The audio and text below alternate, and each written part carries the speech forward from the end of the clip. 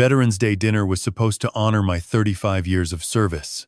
Instead, my daughter-in-law spat red wine directly into my face in front of 20 guests and told me I would die alone clutching my medals. My son sat there like a coward and said nothing. What she did not know was that I had already found the forged documents with my signature on them.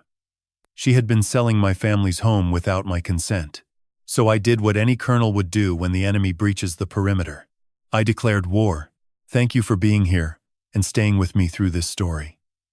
Before we go further, let me ask you something. Have you ever been made to feel guilty for protecting what is rightfully yours? Have you ever been told you are selfish for simply saying no? Drop a comment and tell me where you are watching from. Your answer matters because this story begins exactly at that breaking point. Also, a quick note. Parts of this story have been slightly dramatized to enhance the message and emotional impact. Any resemblance to real people or places is purely coincidental, but the lesson behind it is very real. My name is Colonel Marcus Webb, United States Army, retired. I served 35 years. 3 combat tours. I built my career on discipline, precision, and the unshakable belief that a man's word is his bond. I commanded battalions in conditions that would break most men. But none of that prepared me for the war that erupted inside my own dining room on the 11th of November. Let me take you back to that evening.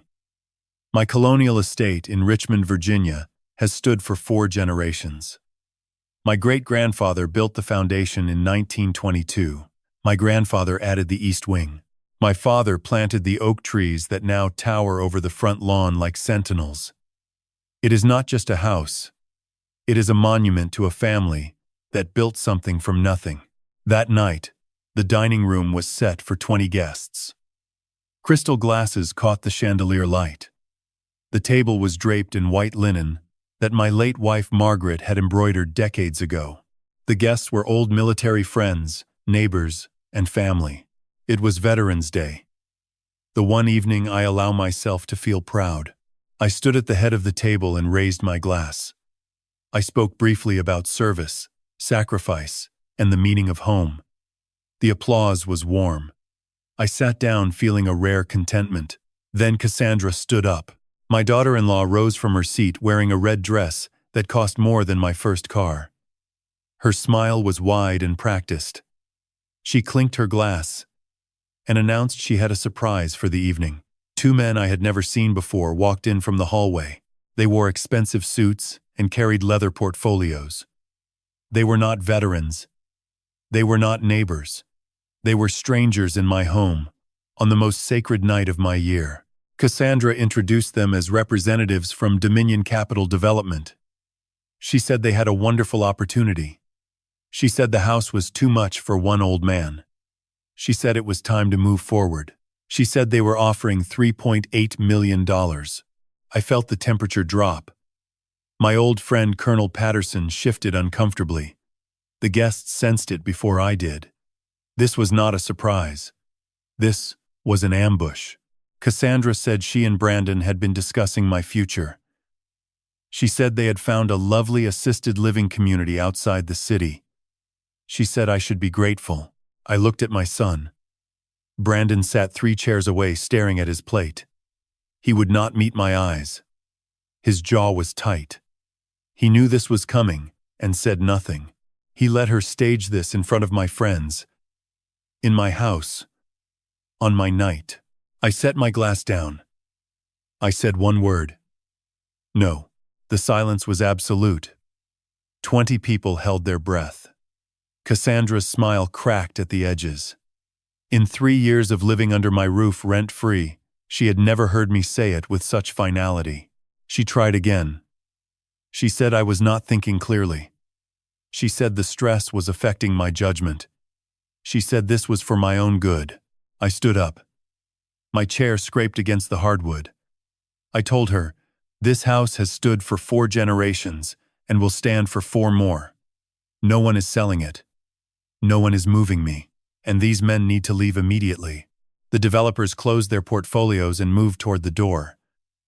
They could read the room, but Cassandra could not. Her face twisted. The mask came off. The sweet daughter-in-law vanished, and in her place stood the real Cassandra. The one who screamed at Brandon behind closed doors. The one who had looked at my home and seen nothing but a dollar sign.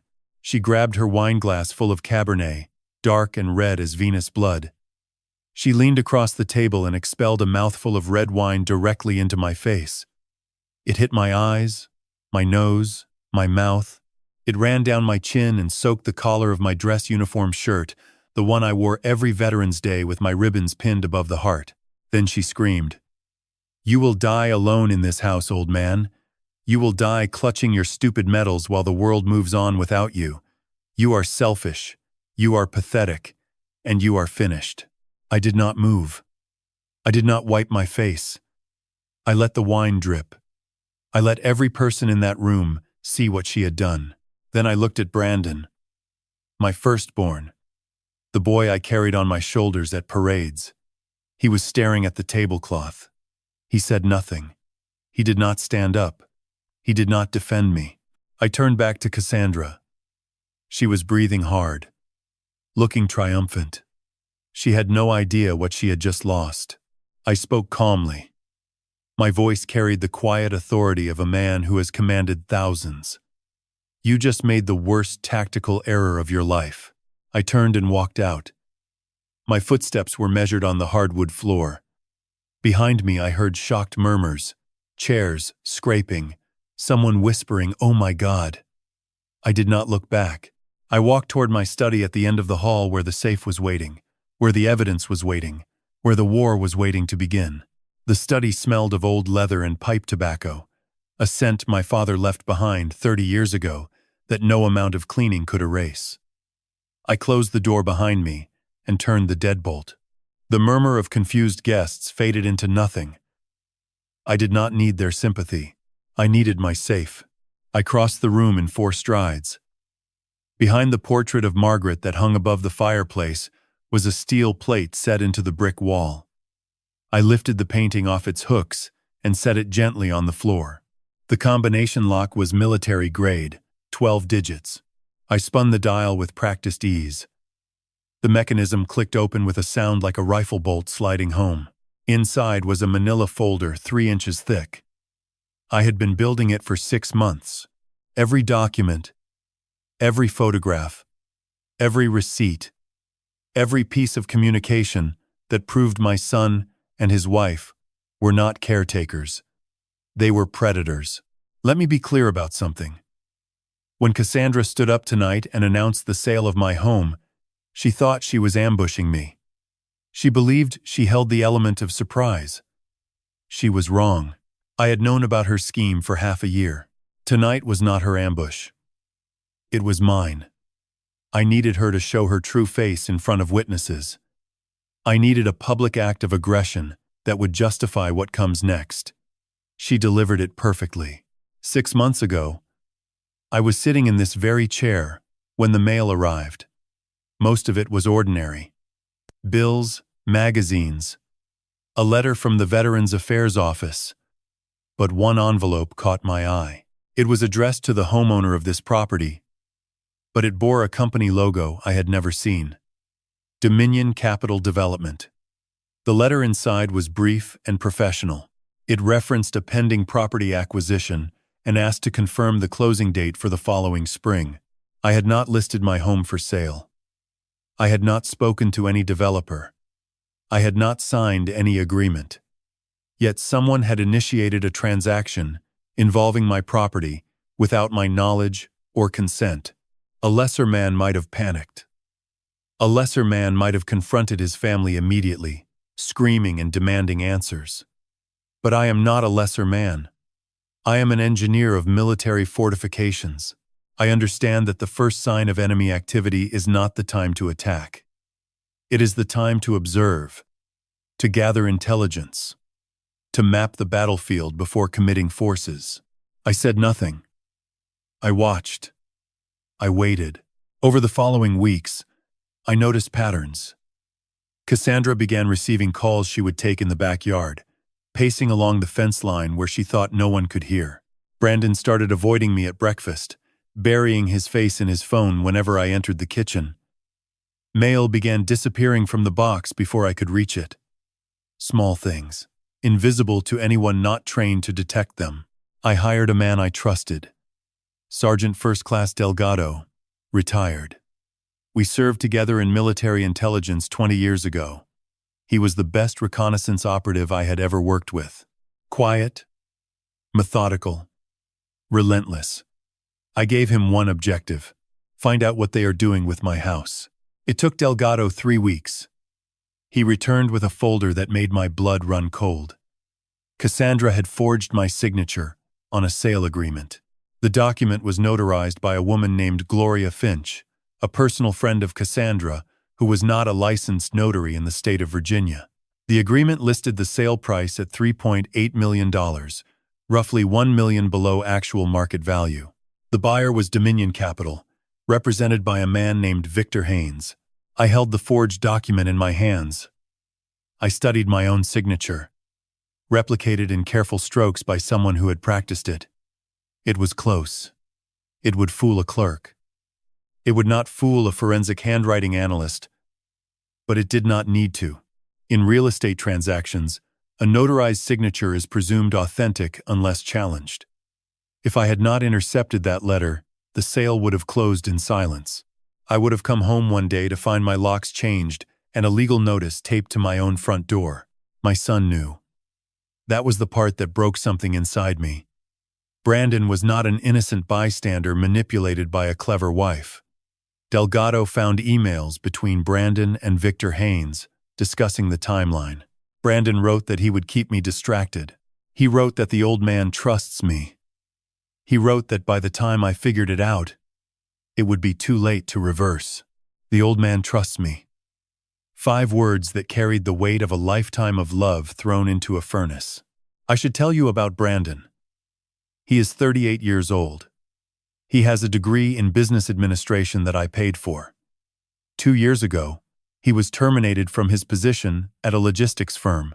The official reason was workplace misconduct. The real reason, which I discovered through Delgado, was a harassment complaint filed by a junior colleague.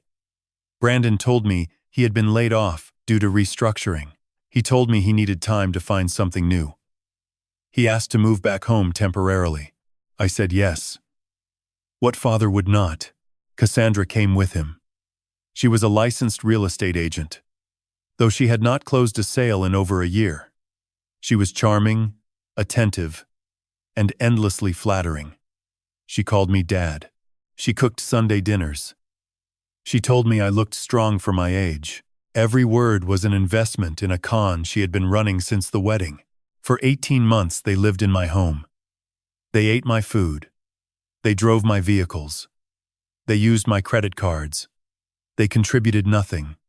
And all the while, they were engineering the theft of my estate. I could have confronted them the moment I found the forged document. I could have called the police that same night. But a premature strike wastes ammunition and alerts the enemy. I needed them comfortable. I needed them confident. I needed them to commit fully to their plan, so that when the trap closed, there would be no escape route. So I waited. I smiled at breakfast. I complimented Cassandra's cooking. I asked Brandon about his job search. I played the role of the oblivious old man they believed me to be. And every night, I came to this study and added another page to the folder in my safe. Tonight, Cassandra gave me the final piece. A public assault witnessed by 20 people. A declaration of intent recorded by my own security cameras. The casus belli. I needed to launch the offensive. I closed the safe and replaced Margaret's portrait on the wall. I looked at her painted eyes, soft and knowing. She would have hated this. She would have wept for Brandon, but she also would have understood. Some bridges cannot be repaired. They can only be demolished to stop the enemy from crossing. I sat down at my desk and picked up the phone. The clock read 11:14 at night. I dialed a number I had memorized decades ago. It rang twice. A deep voice answered. Alert despite the hour. Old soldiers never truly sleep. Judge, it is Marcus Webb. The situation I briefed you on 6 months ago just went kinetic. I need your counsel." There was a pause. Then Judge Everett spoke, his voice low and steady. "I will clear my morning. Bring everything." I hung up the phone. I leaned back in my chair and looked at the ceiling. The house was quiet now.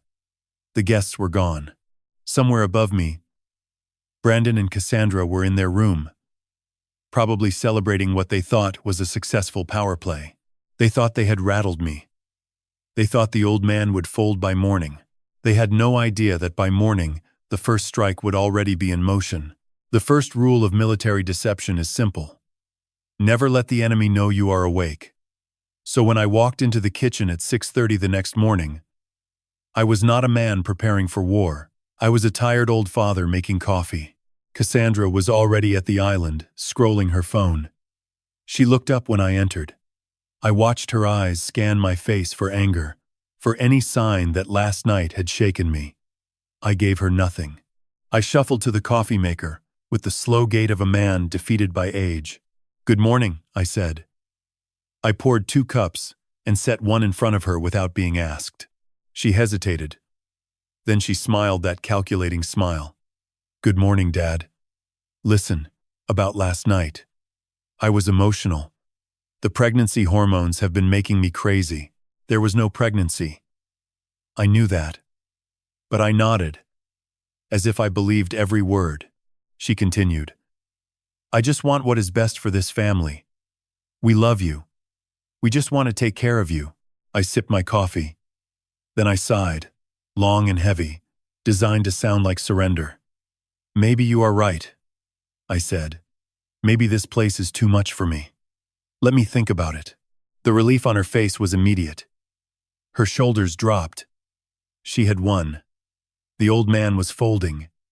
She reached across and squeezed my hand. "Take your time, Dad. No pressure." I squeezed back.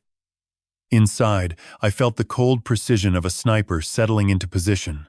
Brandon appeared 20 minutes later, wearing sweatpants and a wrinkled shirt. His eyes flicked between me and Cassandra. She gave him a subtle nod. He relaxed visibly. The coward in him was grateful someone else had handled the confrontation. He was 38 years old eating cereal I purchased in a house he conspired to steal from me. At 8:15 I announced I had a doctor's appointment. Routine checkup. Cassandra barely looked up. Brandon grunted through a mouthful of granola. They did not care about my health. They cared about the closing date. I drove 12 miles to a diner on the outskirts of Mechanicsville. Sergeant First Class Delgado was already in the back booth. He stood when he saw me. Old habit. He was 53, compact and wiry, with close-cropped gray hair and eyes that missed nothing. "Colonel," he said. "How are you holding up?" I sat down and told him about last night. The ambush. The wine. Brandon's silence. He listened without interrupting, his jaw tightening with each detail. When I finished, he reached into his satchel and pulled out a new folder. He placed it between us.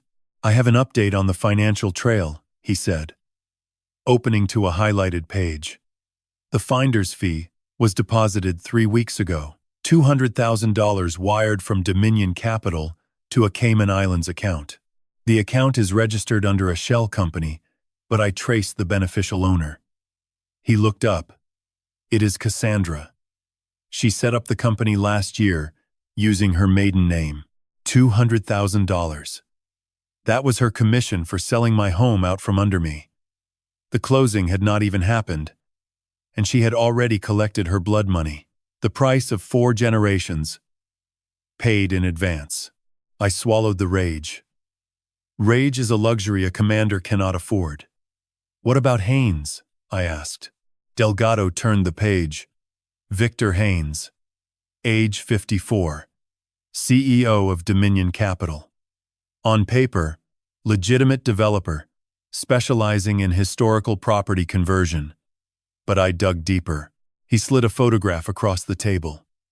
Victor Haynes stepping out of a black Mercedes outside a Marriott hotel. Beside him, her hand on his arm, was Cassandra. She was wearing a dress I had never seen, something short and expensive. They have been meeting 3 times a week, Delgado said. Always the same hotel. Room 412. I have logs going back 4 months. Text messages. Reference both the property transaction and intimate matters. I stared at the photograph.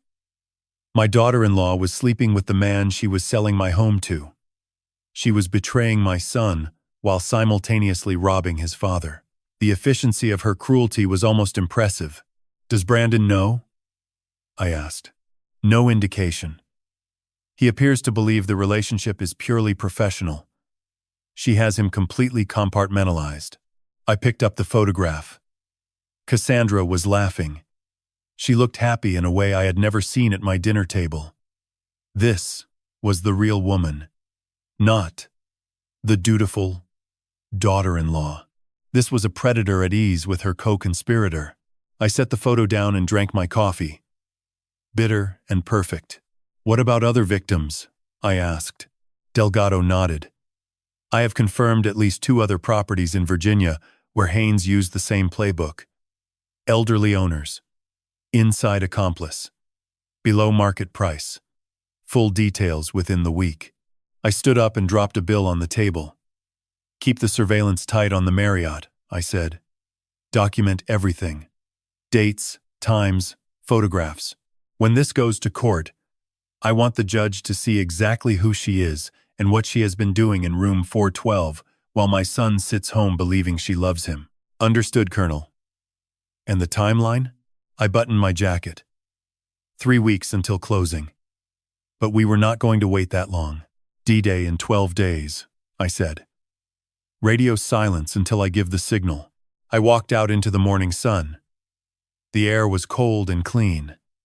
Somewhere behind the Virginia hills, my son was eating my cereal and believing his wife loved him. Somewhere in a hotel room, Cassandra was planning her escape with the proceeds of my stolen life. They thought last night had broken my spirit. They could not have been more wrong. The spirit of a soldier is not broken by wine on his face.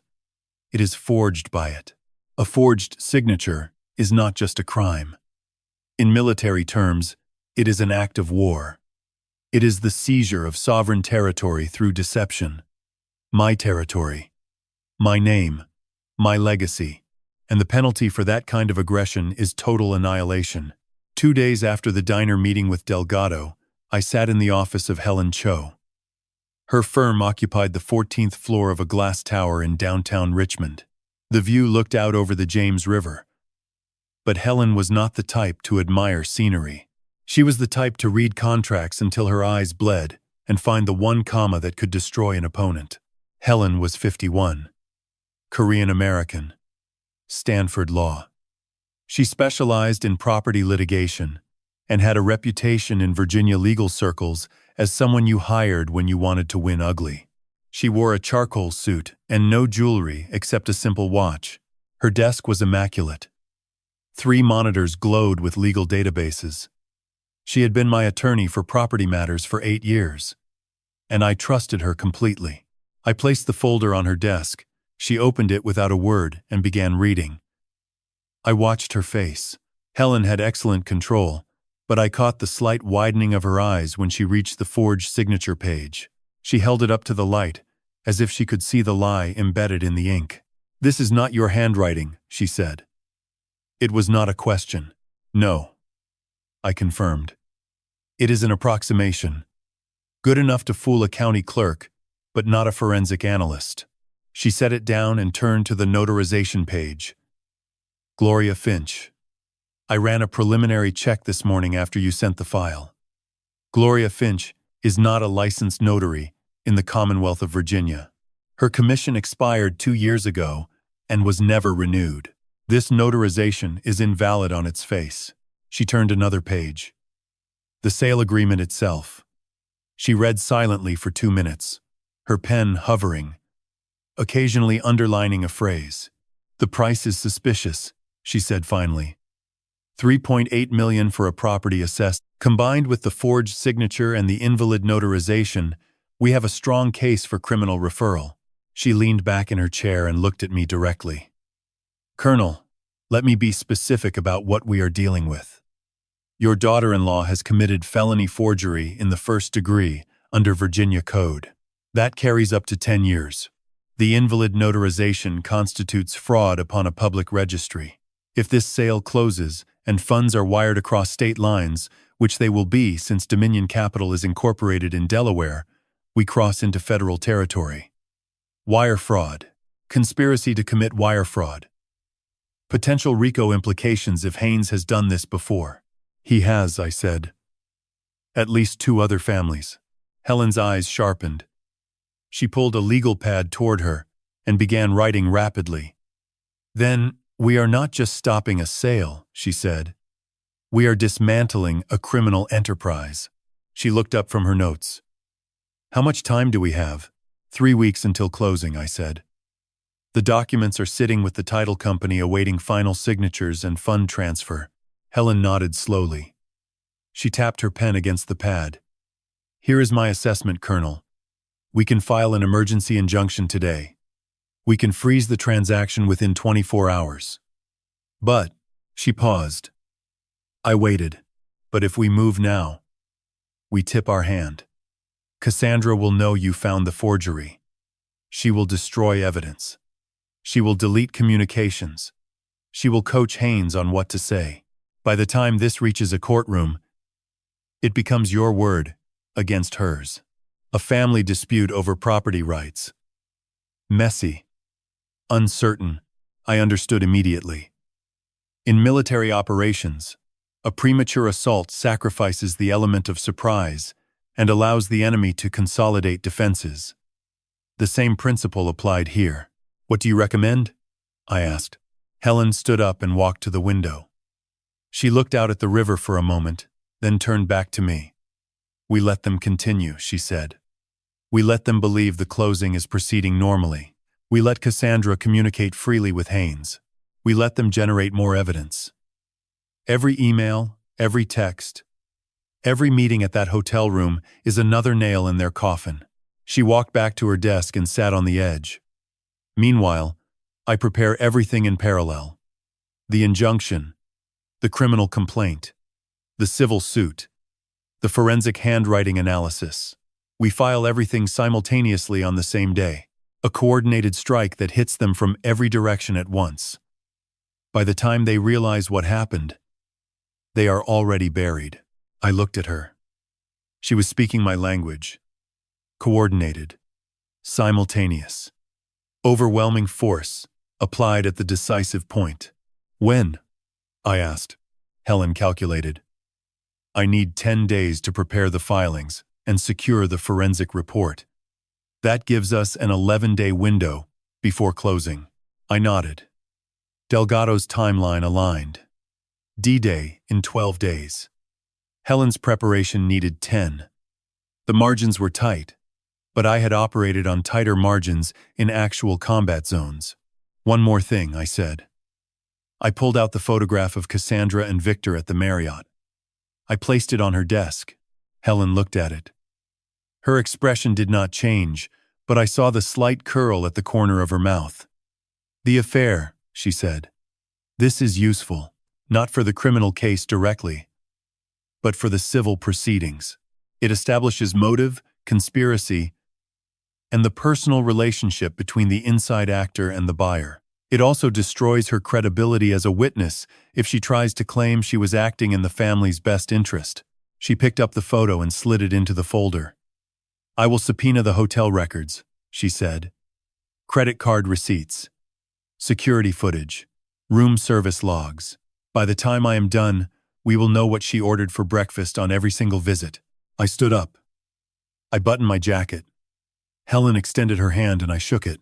Colonel, she said, holding my grip for an extra moment.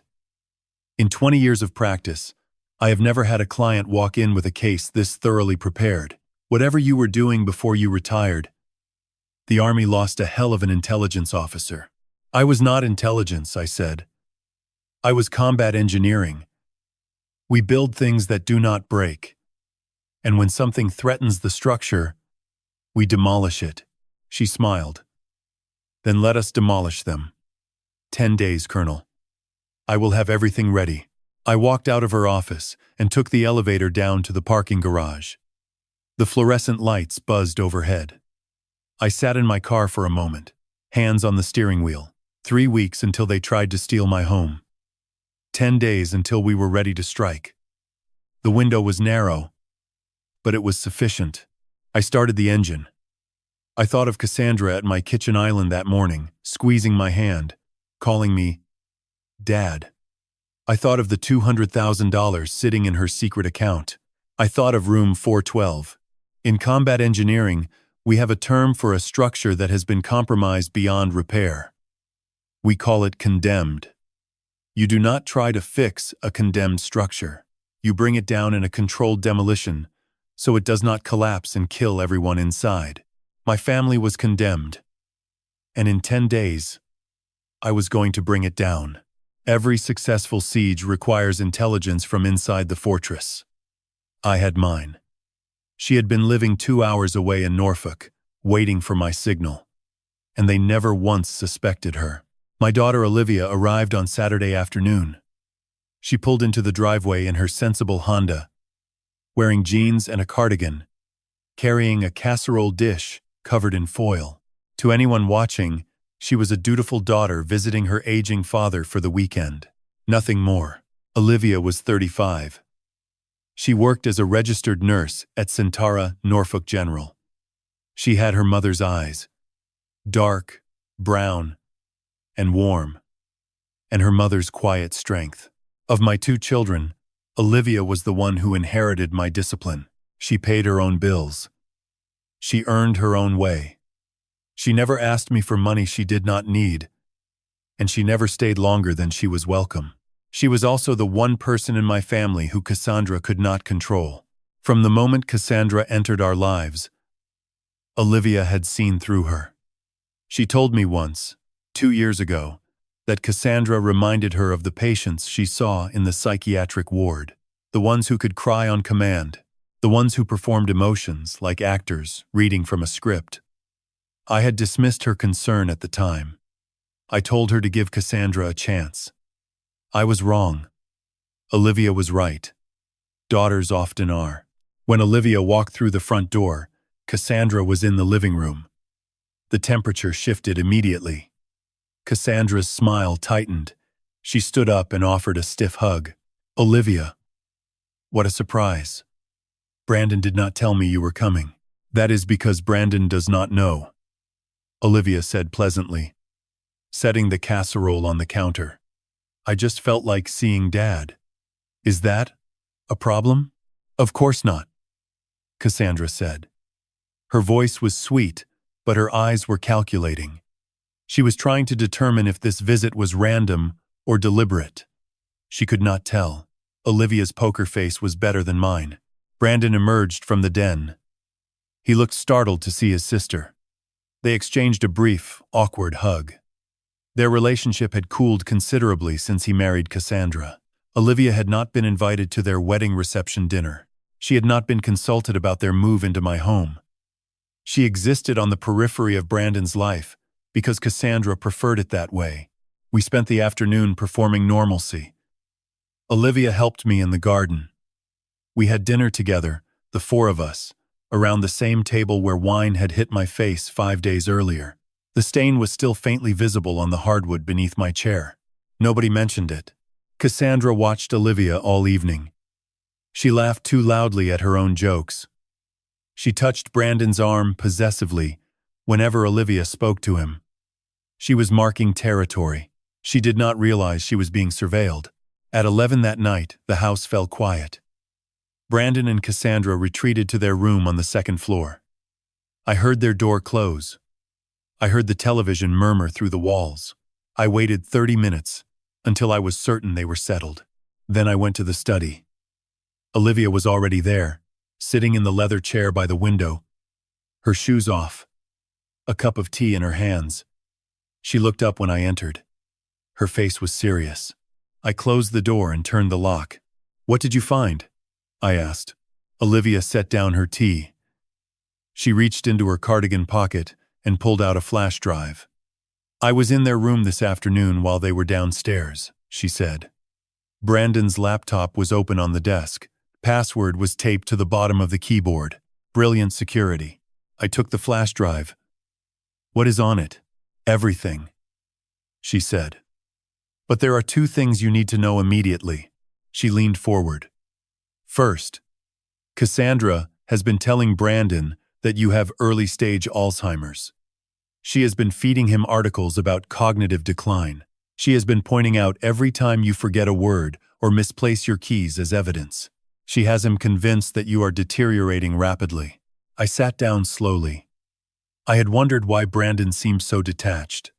Why he looked at me sometimes with that strange mix of pity and impatience. She had been poisoning his perception of me for months. And the second thing?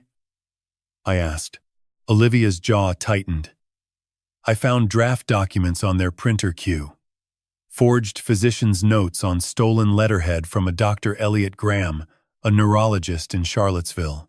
The notes claim you were evaluated and diagnosed with moderate cognitive impairment.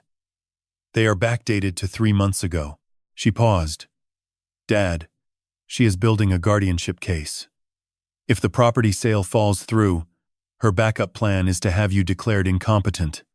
Either way, she gets the house. I felt the weight of it settle onto my shoulders. A two-pronged attack. If the forgery succeeded, she took the house through theft. If it failed, she would take it through the courts by convincing a judge I was too confused to manage my own affairs. She had planned for every contingency except one. Me. What about the emails? I asked. Olivia picked up her tea again. She took a sip before answering. There is a thread between Cassandra and Victor Haynes. Recent. Within the last 2 weeks. She looked at me steadily. Dad, she is planning to leave Brandon the moment the money clears. The emails are explicit. She calls him dead weight. She says once the house sells and the funds are split, she is filing for divorce and moving to Haynes's condo in Miami. She refers to Brandon as a useful idiot. A useful idiot. My son. The boy I raised. Reduced to a tool in his own wife's vocabulary. Used and scheduled for disposal, like a spent cartridge. I plugged the flash drive into my computer. I opened the files. I did not read them all that night. I did not need to. Olivia had given me the summary. The details would matter later, in court. Under oath. For now, what mattered was the confirmation. Cassandra was not just a thief. She was a predator, operating on multiple levels simultaneously. And Brandon was not her partner. He was her victim. Though he did not know it yet, I looked at the calendar on my wall. 17 days until closing. 12 days until D-Day. The margins were holding. Dad, Olivia said quietly. When do we strike? I turned to face her. My daughter. The one who never betrayed me. The one who drove 2 hours on a Saturday to spy on her own brother's wife because her father asked her to. 17 days until closing, I said. We move in 12. She nodded. I will be ready.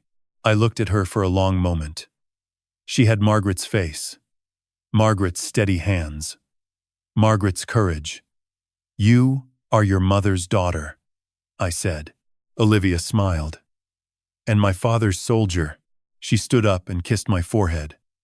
Then she left the study, quiet as a shadow, and went upstairs to the guest room. I sat alone with the flash drive glowing blue in the USB port. The evidence was mounting. The timeline was set. The team was in place. I turned off the desk lamp. In the darkness, I could hear the old house settling, its bones creaking the way mine did. 4 generations of webmen had protected these walls. I would not be the one who let them fall. In the army, we never attacked blind. We sent scouts first. We mapped the terrain. We identified every weakness in the enemy's defensive line. Only then, when we knew everything and they knew nothing, did we commit our forces. Cassandra had more weaknesses than she knew. And Victor Haynes had a trail of destruction longer than she could imagine. Delgado delivered the final intelligence package on a Wednesday morning. We met at his office this time, a small second-floor space above a hardware store in the Fan District. No sign on the door, no receptionist, just a desk, 2 chairs, a filing cabinet, and a wall covered in photographs connected by colored string. It looked like something from a crime drama. Except this was real. And the faces on that wall were people who had preyed on the elderly for profit. He had Victor Haynes at the center. Radiating outward were 3 spokes. 3 properties. 3 families. 3 lives dismantled by the same playbook. Delgado pointed to the first spoke. The Whitfield family, he said. Williamsburg. 82-year-old widow named Dorothy Whitfield. Haynes used her nephew as the inside man, convinced him to forge a power of attorney, sold the family estate for $1.2 million below value. Dorothy is now in a state-funded care facility. The nephew took his cut and disappeared to Thailand. He moved to the second spoke. The Okafor family. Henrico County. 78-year-old retired professor. His daughter-in-law was the insider. Same method. Forged signatures. Below market sale. The professor died 6 months after losing his home. Heart attack. His son claims it was the stress that killed him. Delgado looked at me. And now your family. Third spoke. Same architect. Same blueprint. Different inside man. Or in your case, inside woman. I stared at the wall. 3 families. 3 homes.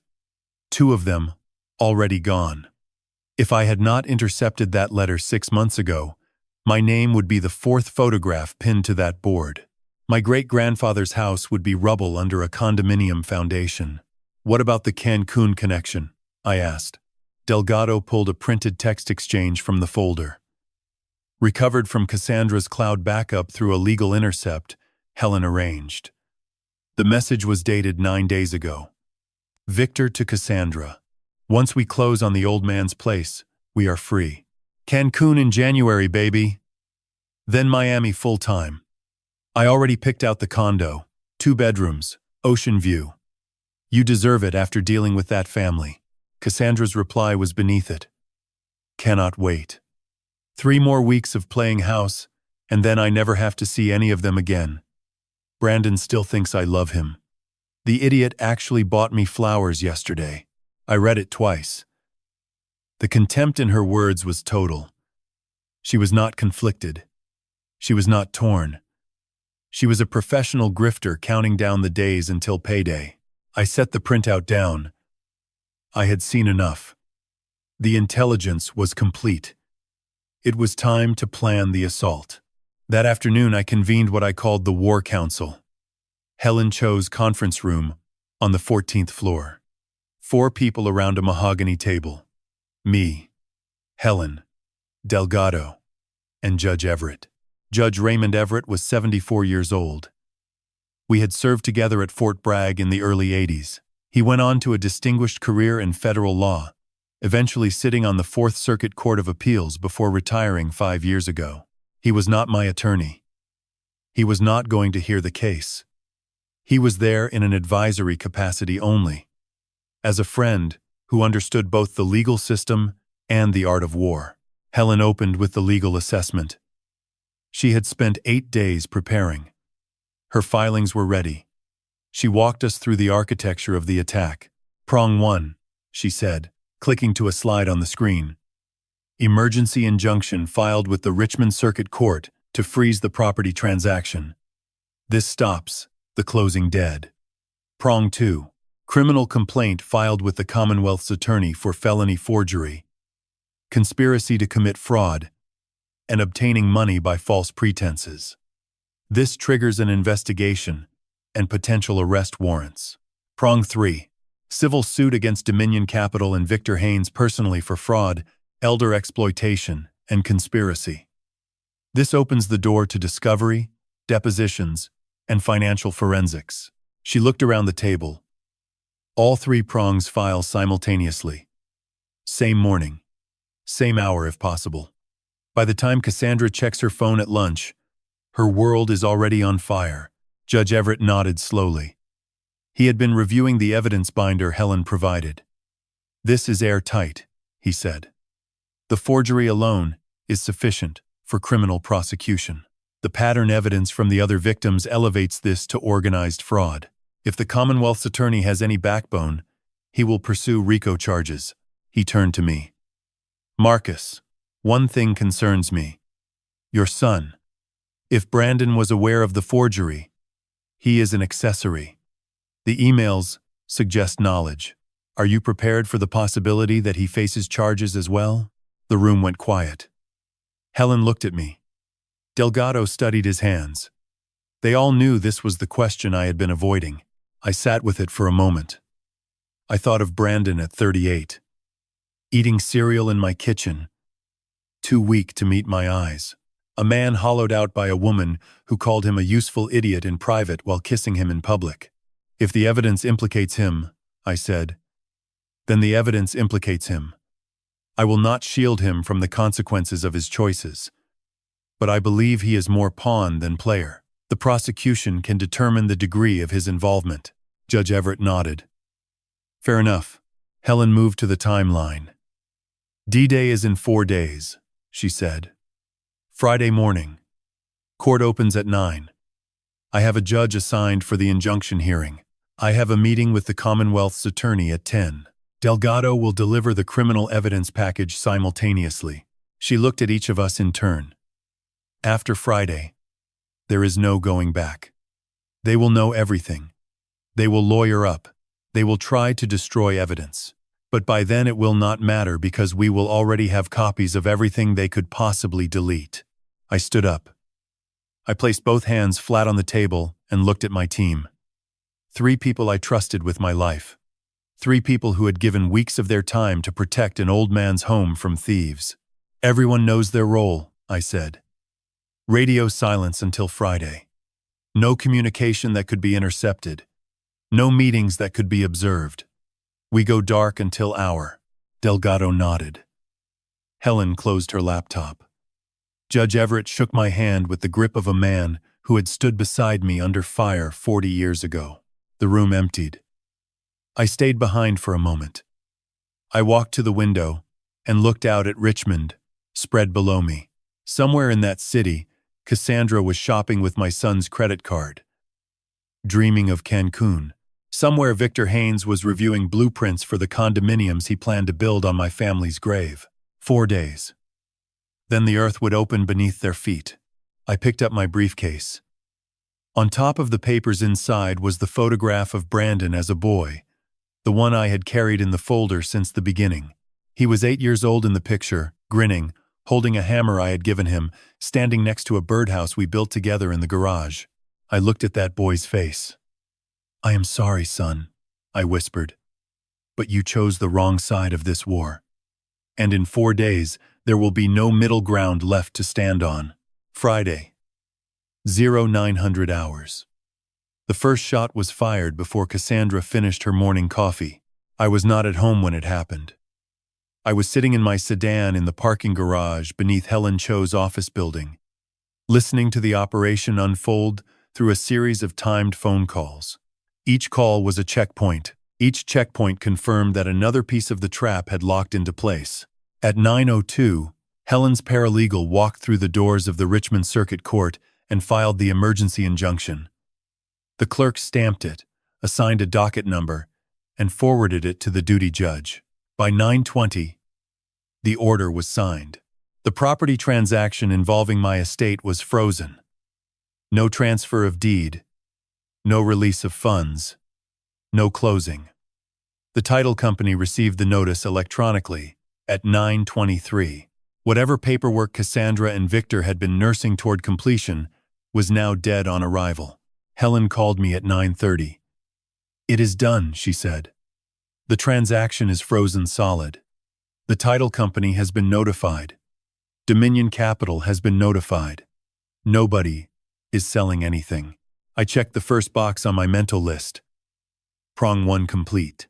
At 9:45, Helen's associate delivered a sealed evidence package to the office of the Commonwealth's attorney. Inside was the full criminal complaint. Felony forgery, conspiracy to commit fraud, obtaining money by false pretenses, elder financial exploitation. The package included the forged signature, the forensic handwriting analysis proving it was not mine, the expired notary certification of Gloria Finch, the financial records showing the $200,000 payment to Cassandra's shell company, and the communications between all parties. Helen called again at 10:15. The Commonwealth's attorney reviewed the summary page. He is taking it seriously. He has assigned an investigator.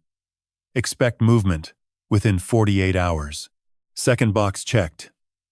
Prong 2 complete.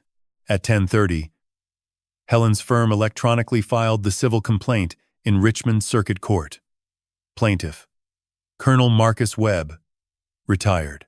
Defendants: Dominion Capital Development LLC, Victor Haynes individually, and Cassandra Webb. Causes of action: fraud, conspiracy, elder exploitation, unjust enrichment, and intentional infliction of emotional distress. Damages sought: compensatory, punitive, and disgorgement of the $200,000 finder's fee. Prong 3 complete. All 3 strikes landed within 90 minutes.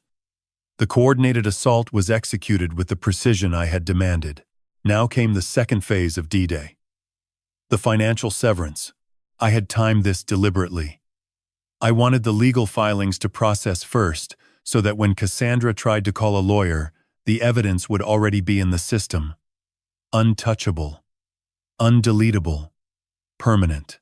At 1100 hours, I made my calls. First, the bank. I spoke to the fraud division directly. I informed them that the authorized user cards on my accounts, issued to my son Brandon Webb, were being used without my ongoing consent. I requested immediate deactivation of all secondary cards. The representative confirmed. Every card linked to my name went dark simultaneously. Second, the auto insurance. Brandon and Cassandra drove vehicles insured under my policy. I had been paying their premiums for 3 years. I called the agent and removed both vehicles from my coverage, effective immediately. If they drove after midnight tonight, they drove uninsured. Third, the cellular plan. 4 phones on my account. I canceled 2 of them. Brandon and Cassandra would find their screens displaying no service by dinner time. They could buy their own phones with their own money, if they had any. Fourth, I called the property management company that handled the apartment Brandon had rented before moving in with me. I had been the guarantor on that lease. I submitted written notice withdrawing my guarantee, effective immediately. If Brandon tried to return to that apartment, the landlord would require a new guarantor or full deposit, neither of which he could provide. One by one, I severed the financial arteries that had kept them alive. Every convenience, every safety net, every invisible support that I had provided, out of love, and they had exploited out of greed. Gone in a single morning. I sat in my car and felt the weight of it. This was not satisfaction. It was surgery, cutting away tissue that had turned cancerous. Necessary, painful, final. At 12:15, the first domino fell on their end. My phone rang. It was not Brandon. It was Cassandra. I did not answer. She called again. I declined. A text appeared. Dad, call me back. Something is wrong with the bank account.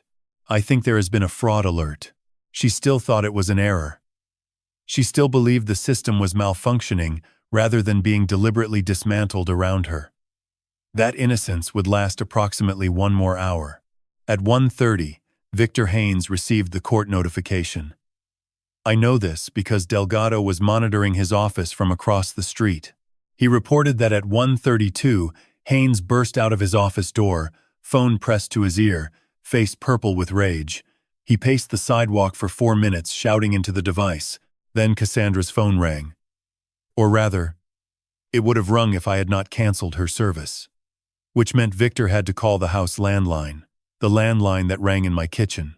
The landline that Cassandra answered at 1:47 while standing in my home, eating my food, surrounded by my belongings.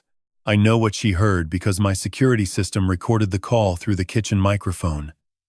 Victor's voice was sharp and panicked. The deal is frozen. Someone filed an injunction.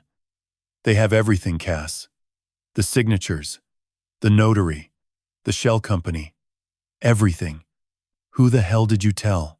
Cassandra's response was silence. A long, thick silence that I could almost taste through the recording. Then her voice, thin and reedy. Nobody. I did not tell anyone. Then how? Victor shouted. How do they have the Cayman account? How do they know about Gloria? Someone is feeding them information. Is it Brandon? Did that moron talk? No. Cassandra whispered. No. He does not know anything. Another silence. Then Victor said the words that I had been waiting to hear since the night she spat wine in my face. It is the old man, Victor said. It has to be.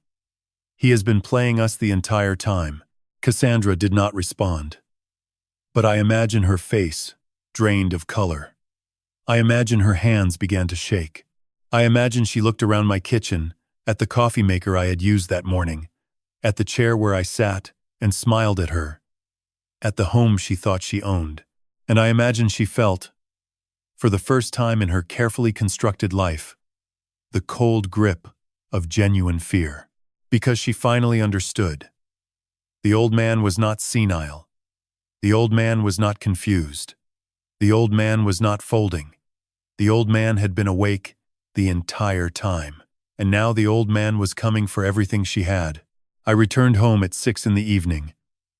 The sun was low behind the oak trees, casting long shadows across the front lawn.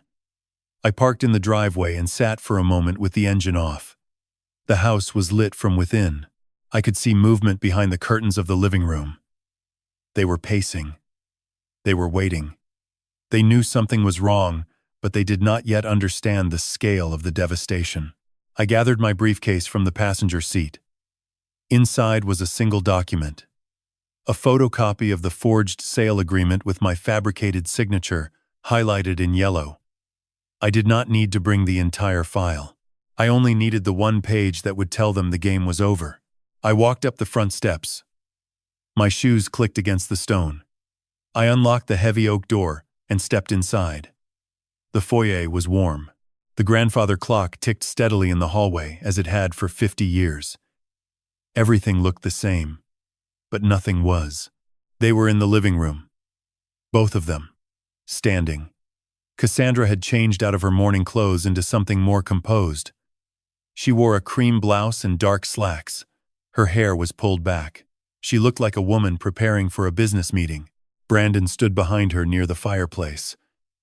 His arms were crossed, but his posture was hunched. He looked like a man bracing for impact. Cassandra spoke first. Her voice was controlled, but I could hear the tremor beneath it. Dad, we need to talk about what happened today.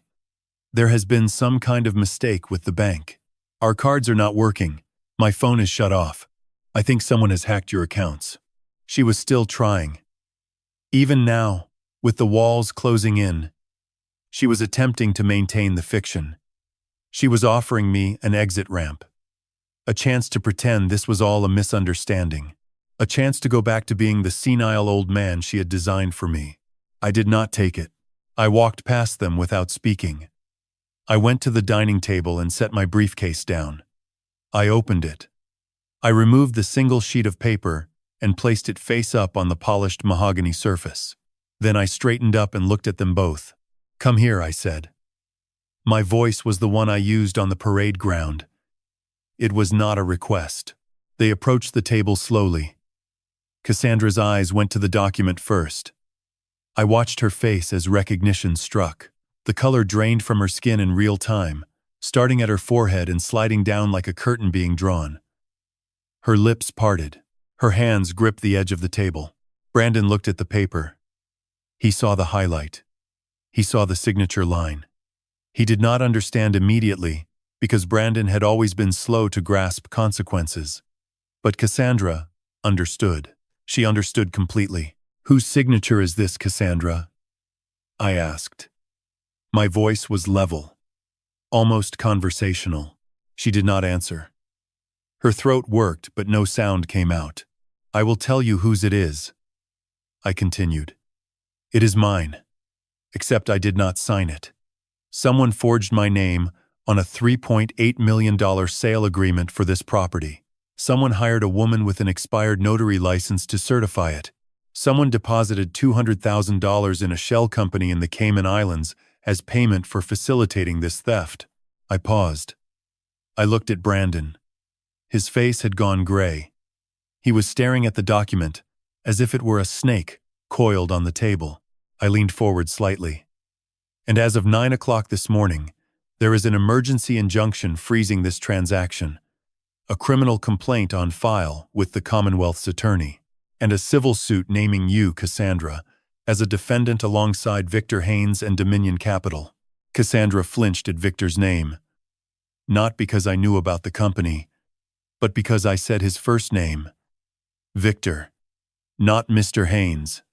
Not the developer. Victor. The intimacy of it told her I knew everything. The business. The Marriott. Room 412. Everything. Brandon finally spoke. His voice cracked. "Dad, please, let us talk about this. She made a mistake. We can fix this. We can make it right." I turned my gaze to my son. He looked desperate. His eyes were wet. His hands were shaking. He was not angry. He was terrified. Not of prison. Not of punishment. He was terrified of losing the comfortable life that required no effort from him. "A mistake," I repeated. "A mistake is burning dinner, Brandon. A mistake is forgetting to pay a bill. Forging your father's name on a document designed to steal his home is not a mistake. It is a felony. And it carries up to 10 years in prison." Brandon's knees seemed to weaken. He grabbed the back of a dining chair to steady himself. "Dad, come on. You would not send your own son to prison. Just let us work this out. Fire the lawyers. We will tear up the contract. I will make Cassandra apologize. We can go back to normal." Normal. He wanted normal. He wanted to rewind to the morning where he ate my cereal and avoided my eyes. He wanted to pretend none of this had happened. He wanted me to be the father who forgives everything and funds everything and asks nothing in return. I picked up the document and slid it back into my briefcase. I closed the latches with 2 sharp clicks. "You have 72 hours to vacate this property," I said. "Both of you. Take your personal belongings, clothes, toiletries, identification documents, nothing else. The furniture stays. The artwork stays. The silver stays. You leave with what you came in with." Which, if memory serves, was very little. Cassandra's composure finally broke. "You cannot do this," she hissed. "I have rights. We have been living here for 18 months. You have to give us formal notice. You have to go through eviction proceedings. This is illegal." I looked at her. For the first time that evening, I allowed a small smile to cross my face. "You are correct that tenants have rights," I said. "But tenants pay rent. You have never paid a single dollar to live in this house. You are guests, and guests can be asked to leave at any time. Furthermore, there is now an active criminal investigation involving you and this property. My attorney has advised me that your continued presence constitutes a risk of evidence tampering. If you are not gone in 72 hours, I will request a court order to remove you. And it will be granted." I picked up my briefcase and walked toward the staircase. Brandon followed me 2 steps. "Dad, wait. Where are we supposed to go? We have no money. The cards do not work. We cannot even call anyone." I stopped at the foot of the stairs. I turned and looked down at him. My son, my 38-year-old son, who had never built anything, never earned anything, never protected anything. "You have 72 hours, Brandon. Use them wisely." Because after that, I stop being your father, and I start being the plaintiff. I climbed the stairs without looking back. Each step was deliberate. Behind me, I heard Cassandra's heels clicking rapidly toward the back of the house. She was going to their room, going to call Victor on the landline, going to figure out her next move. But I was not worried about her next move. I had already anticipated it. A cornered animal has only 3 options: fight, flight, or beg. Cassandra would try all 3 in the next 72 hours, and I was prepared for each one. I reached the top of the stairs and walked into the master bedroom. I closed the door. I sat on the edge of the bed that Margaret and I had shared for 37 years. I looked at her photograph on the nightstand. Her smile was soft and knowing. 3 days, Margaret, I said quietly to the empty room. 3 days, and they will be gone. And this house will be ours again. A cornered animal does not retreat quietly into the night. It turns. It snarls. It bites at anything within reach. I knew Cassandra would counterattack. I had planned for it. What I had not planned for was the speed and viciousness of her first strike. It came at 7 the next morning. I was in the kitchen making eggs when my phone began vibrating on the counter. Not a call. Notifications. One after another. A cascade of alerts that made the device buzz continuously like an angry wasp trapped under glass. I picked it up. I had been tagged in a video on 3 different platforms simultaneously. The thumbnail showed a face I knew well. Cassandra. Tears streaming. Hair disheveled. Eyes wide with manufactured terror. I tapped the screen. The video was shot in what appeared to be a motel room. Dim lighting. Generic beige walls. She was sitting on the floor in an oversized sweatshirt that made her look small and fragile. She spoke directly into the camera, her voice trembling with rehearsed emotion. "I do not usually do this," she began. "But I am scared. My father-in-law, Marcus Webb, has been financially abusing us for years. He controls everything. The money, the cars, the phones. Yesterday he cut us off completely. He threw us out of the house with nothing. No money. No transportation. No way to call for help." She paused and wiped her eyes. Then she lifted her left arm toward the camera. On her forearm was a purple bruise, large and angry-looking, positioned perfectly for the lens. "He grabbed me," she whispered. "When I tried to reason with him, he grabbed my arm and pushed me against the wall. He told me if I did not leave by tomorrow, he would have me arrested on false charges. He is using his military connections to manipulate the police." She looked down at her stomach and placed a protective hand over it.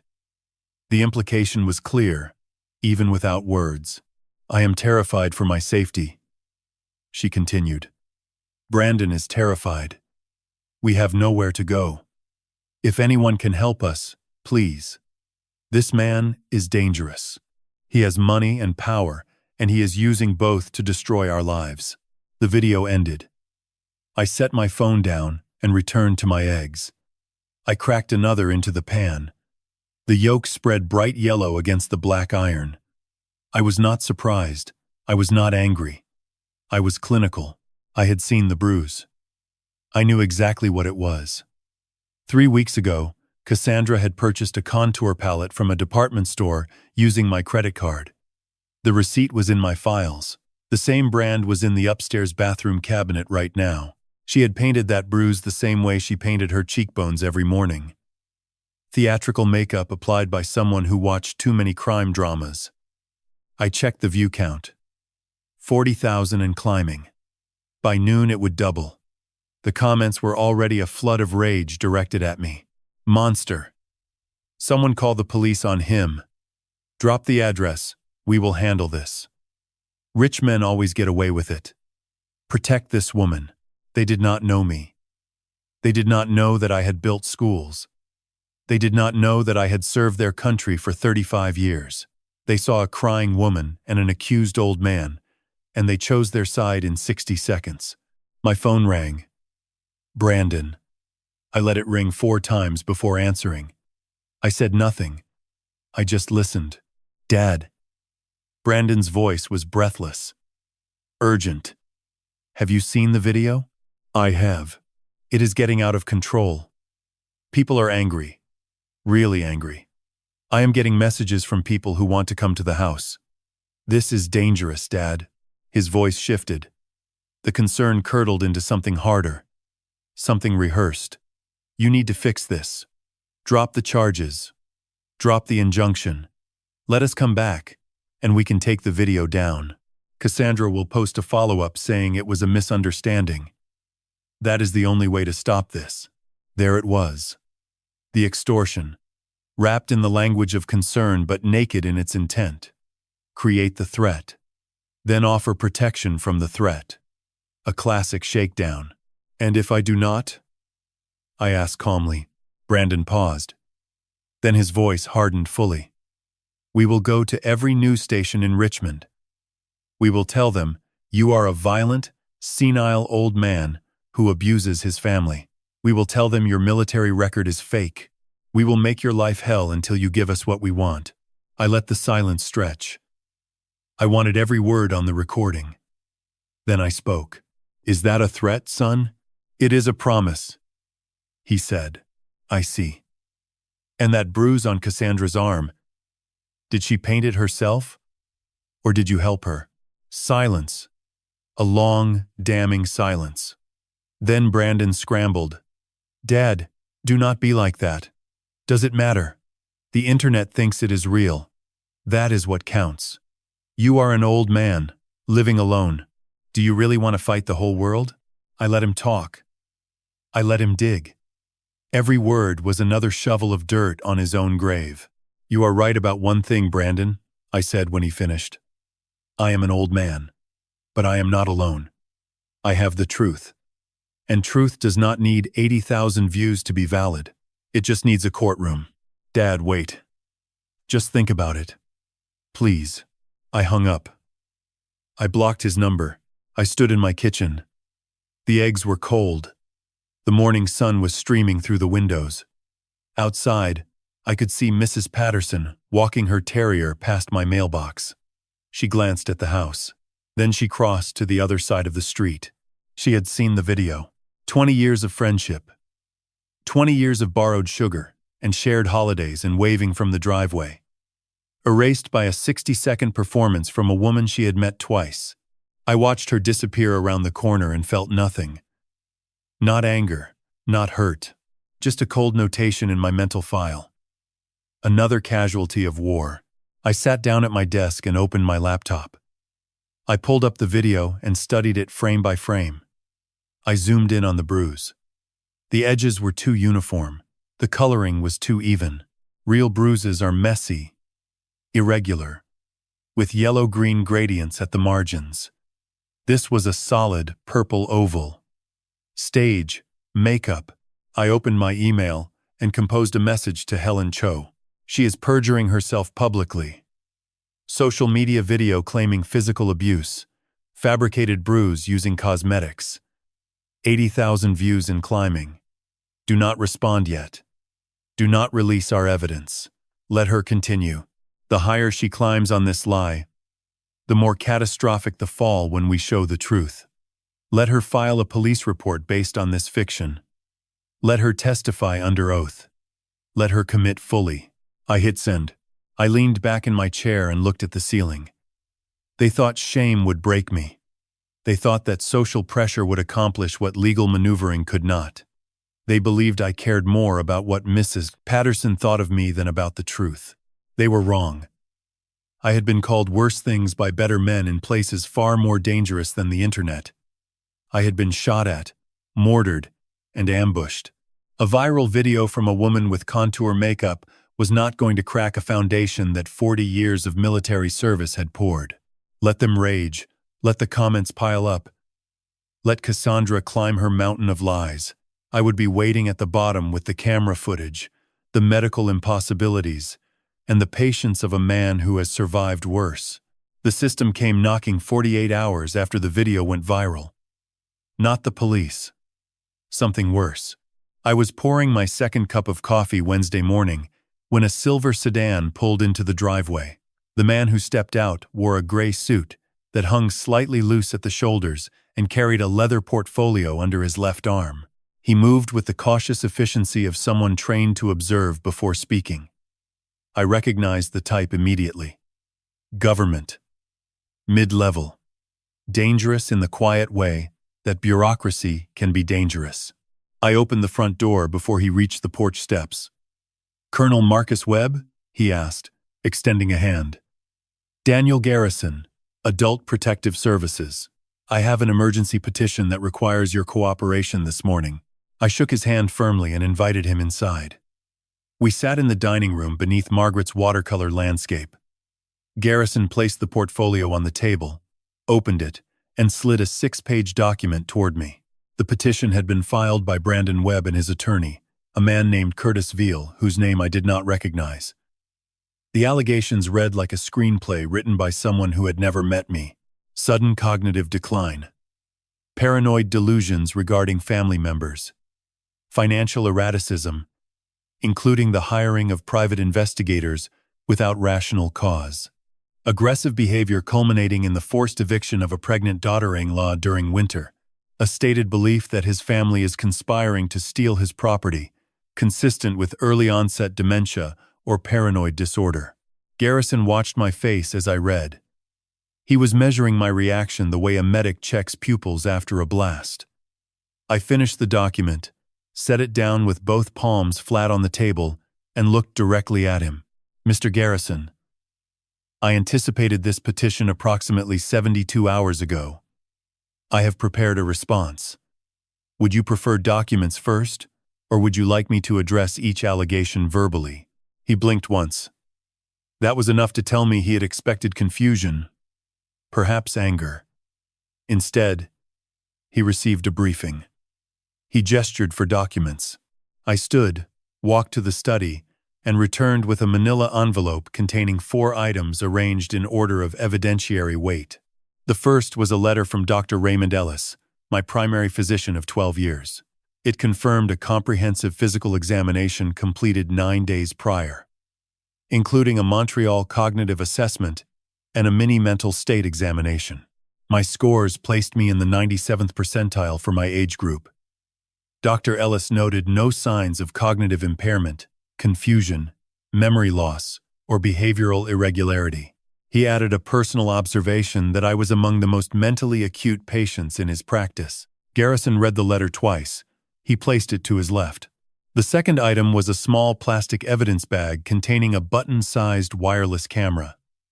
I explained that Sergeant Delgado discovered it embedded inside the smoke detector in my bedroom during a routine security sweep. The device transmitted continuously to a cloud storage account registered under Cassandra Webb's personal email address. I provided the registration confirmation printed from the service provider's website. "She was watching me in my own home," I said without emotion. "Recording my daily routines. Searching for footage that could be edited to suggest confusion or frailty." Garrison's jaw tightened. He placed the camera beside the letter. The third item was an audio recording. I pressed play on a small digital recorder. Brandon's voice filled the dining room, loud and desperate.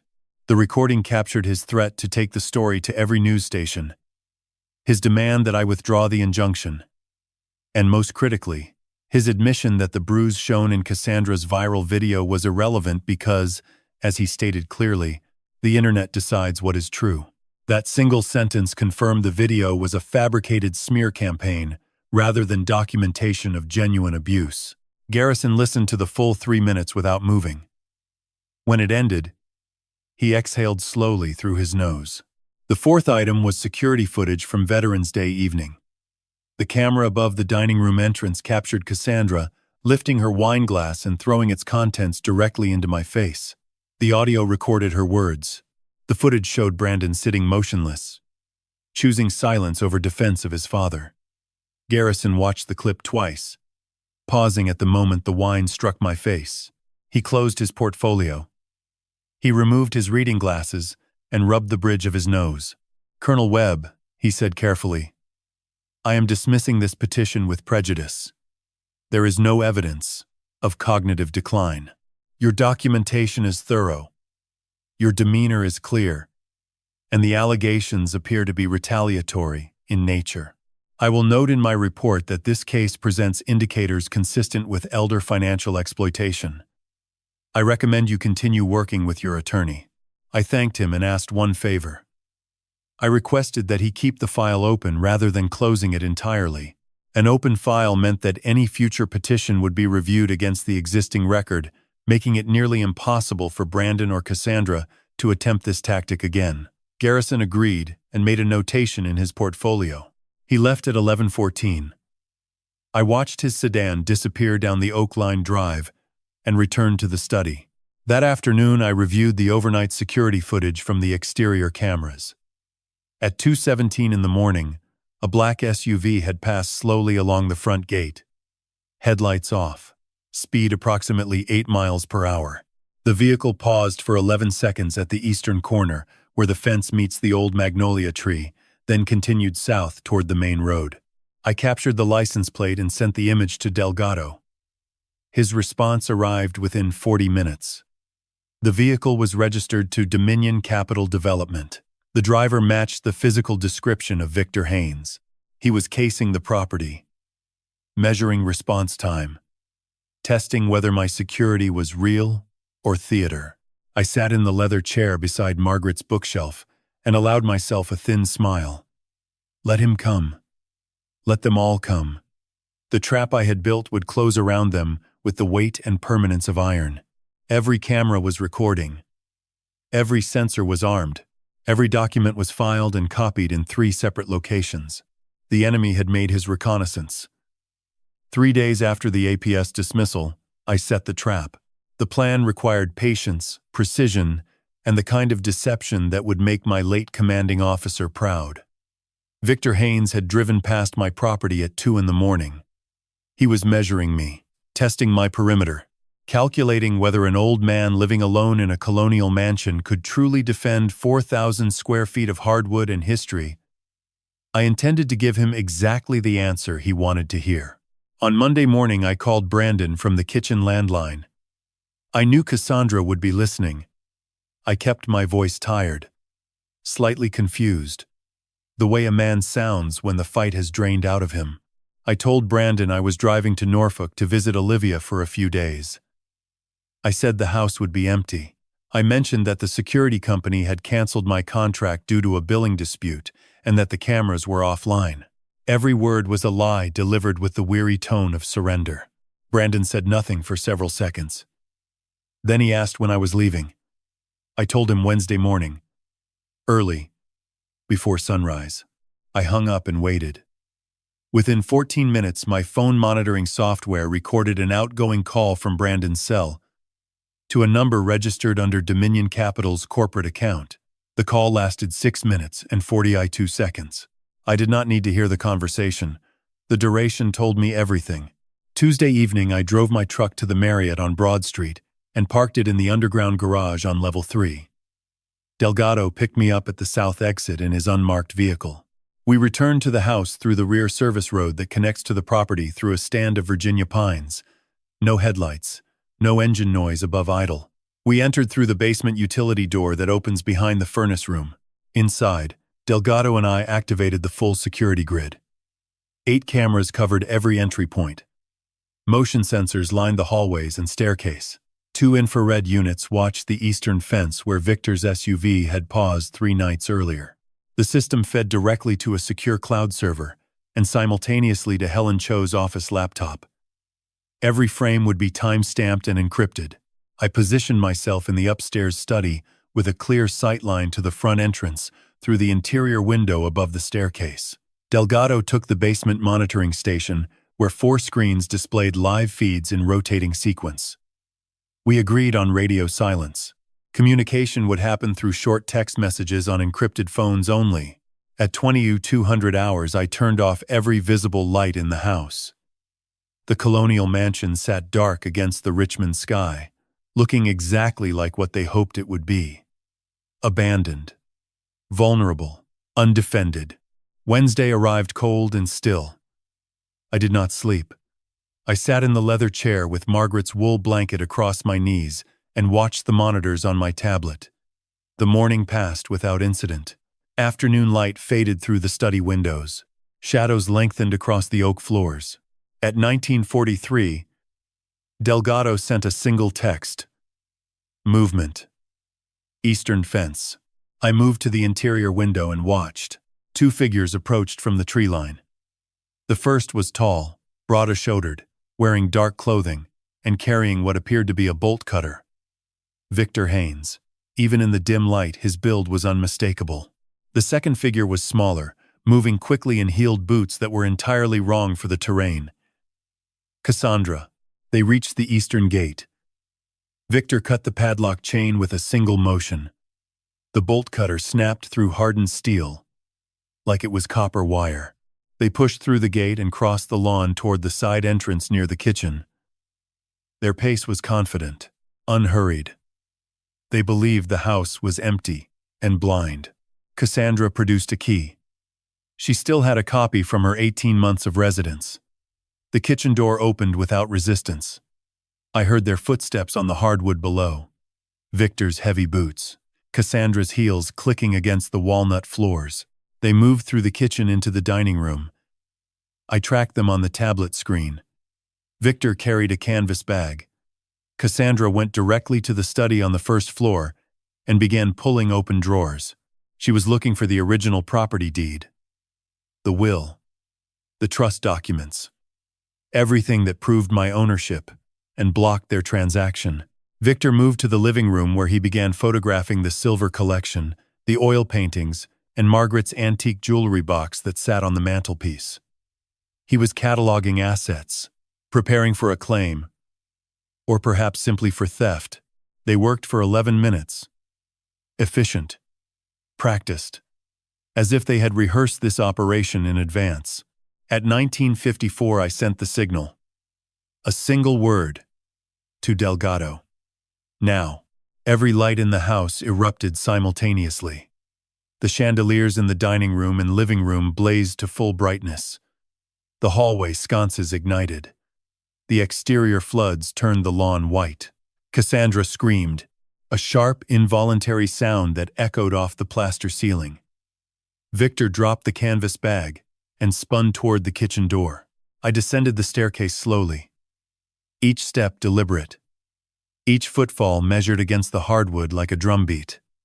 I wore my dress uniform, the one with 35 years of service ribbons pinned above the left breast pocket. I had not planned that detail in advance. It simply felt correct. I reached the bottom of the stairs and faced them across the hallway. Cassandra stood frozen in the study doorway, a handful of documents clutched against her chest. Victor stood 3 meters behind her, his face cycling through recognition, calculation, and finally something I had seen many times in lesser men. Fear. I looked at Victor first, then at Cassandra, then at the cameras mounted in each corner of the ceiling, their red recording lights blinking steadily in the silence. Checkmate, I said. The word hung in the air between us like gun smoke. Nobody moved for 7 seconds. I counted them the way I once counted seconds between artillery rounds. 1, 2, 3. The chandelier light reflected off the sweat forming on Victor Haynes's forehead. 4, 5. Cassandra's fingers tightened around the documents she had pulled from my desk. 6, 7. Then, Victor broke. He lunged toward the kitchen door. 3 steps. Fast for a man his size. But Delgado was already there, stepping out from the basement hallway, with his shoulders squared and his phone raised. Recording. Victor stopped as if he had hit a glass wall. His eyes moved from Delgado to the camera mounted above the kitchen doorframe, its red light pulsing steadily. Sit down, Mr. Haynes, I said from the base of the staircase. My voice carried the same tone I had used for 3 decades when addressing subordinates who had made catastrophic errors in judgment. Calm. Final. Without negotiation. Victor did not sit, but he stopped moving. His hands dropped to his sides, and his chest expanded with the deep breath of a man recalculating every option and finding none. Cassandra found her voice first. "This is entrapment," she said. The documents trembled in her hands. "You lured us here. You set this up. None of this is admissible." I allowed myself a single step forward. "You used a key to enter a property from which you were legally evicted 72 hours ago. You cut a padlock with a bolt cutter that your companion carried onto my land. You removed documents from a locked desk. Every second has been recorded on 8 cameras, transmitting to an encrypted server and simultaneously to my attorney's office. Virginia is a one-party consent state for recording within one's own residence. There is nothing inadmissible about a homeowner documenting a burglary in progress." Cassandra's face shifted. The confidence that had carried her through 18 months of manipulation drained away like color, leaving a photograph. She looked at Victor. He did not look back. I continued. "Mr. Haynes, you are currently recorded committing breaking and entering, destruction of property, and conspiracy to commit burglary. Combined with the existing charges of fraud, forgery, and elder exploitation already filed with the Commonwealth's attorney, you are looking at a minimum of 12 years in a Virginia state facility. Your company's assets are frozen. Your real estate license will be revoked by Monday morning, and the 2 other families you destroyed in Williamsburg and Henrico County will be contacted by my attorney before sunrise." Victor's jaw moved, but no sound emerged. He was a man accustomed to controlling rooms, to leveraging charm and intimidation against elderly people who could not fight back. He had never stood in a room where the elderly person held every weapon. I turned to Cassandra. "You will place those documents on the table. You will sit in that chair. You will remain silent until the police arrive. If you speak, if you move toward any exit, if you attempt to contact anyone, the recording will show resistance and flight risk, and the magistrate will deny bail." She placed the documents on the dining table with shaking hands.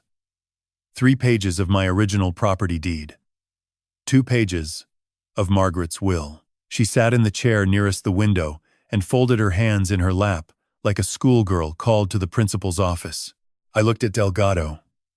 He nodded once and made the call. Richmond Police Dispatch confirmed 2 units en route. Estimated arrival, 9 minutes. Those 9 minutes passed in silence. I stood at the base of the staircase. Delgado remained by the kitchen doorway. Victor leaned against the dining room wall with his arms crossed, staring at the floor. Cassandra sat motionless. The only sound was the old house settling around us, the way it had settled every night for 104 years. The blue lights appeared through the front windows at 2006. 2 officers entered through the front door, which I opened before they knocked. I provided a brief statement. Delgado provided supplementary identification and his credentials as a licensed investigator. Helen Cho's paralegal arrived 11 minutes later, with printed copies of the existing court filings, the injunction, and the criminal complaint already on record. The officers reviewed the security footage on my tablet. They observed the cut padlock, the forced entry through the kitchen door, the documents removed from the desk, and Victor photographing valuables. The senior officer, a sergeant named Morales, informed both Victor and Cassandra of their rights and placed them in handcuffs. Cassandra began crying as the metal closed around her wrists, not the performative tears of her viral video. These were real. The sound was ugly and broken. The cry of someone who has finally understood that consequences are not negotiable. Victor said nothing. He walked to the patrol car with his chin raised and his eyes fixed forward. The posture of a man already constructing his defense, already planning his next manipulation. But the evidence was overwhelming, and both he and I knew that no attorney in Virginia would take his case without a 7-figure retainer paid up front from assets that were now frozen solid. I stood on the porch and watched the blue lights recede down the Oakline Drive. The night air was cold against my face. November in Virginia carries a sharpness that clears the mind the way nothing else can. Delgado stepped beside me. "Clean operation, Colonel." he said. I nodded. One target remains. He understood. Brandon. My son. The man who had relayed my fabricated travel plans to Victor within 14 minutes. The man whose silence had enabled every crime committed against me over 18 months. The man I had raised alone after Margaret died. I went inside and locked the front door. I climbed the stairs to the study and sat in the leather chair. On the desk lay Brandon's childhood photograph. 8 years old. Gapwa-toothed, smile, holding a model airplane I had built with him on a Saturday afternoon. Tomorrow I would drive to the Richmond City Jail and offer my son a choice. 3 conditions. No negotiation. His answer would determine whether he remained my son or became merely a defendant in case number 24-719. I turned off the desk lamp and sat in darkness. The Richmond City Jail smelled like industrial bleach and stale air conditioning. I arrived at 8:30 Thursday morning, signed the visitor log with my full name, and waited in a plastic chair bolted to the floor. The fluorescent lights above hummed at a frequency that reminded me of field hospitals. Sterile. Functional. Designed to strip dignity from every surface. A corrections officer led me to a private consultation room on the 2nd floor. Helen Cho had arranged the visit through her contacts at the Commonwealth's attorney office.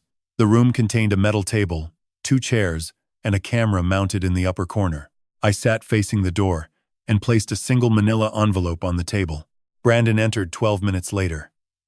He wore an orange jumpsuit that hung loose on his frame. His hair was uncombed, and his eyes carried the red-rimmed exhaustion of a man who had not slept. He had been arrested the previous evening on charges of conspiracy to commit fraud and accessory to burglary. The police had found him at a motel on Route 1, packing a suitcase.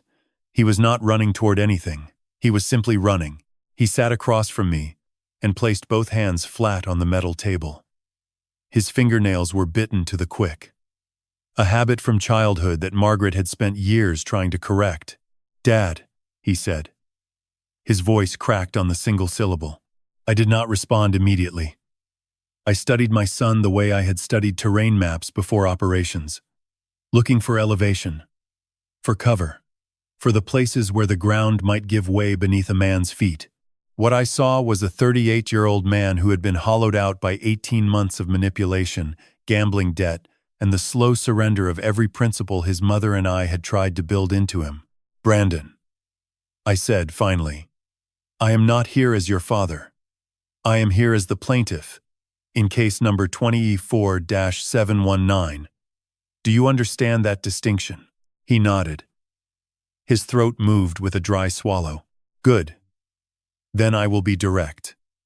I opened the manila envelope and removed a single typed page. "I am prepared to request that the Commonwealth's attorney reduce your charges from conspiracy to commit fraud, a Class 4 felony carrying up to 10 years, down to a misdemeanor charge of failure to report elder exploitation.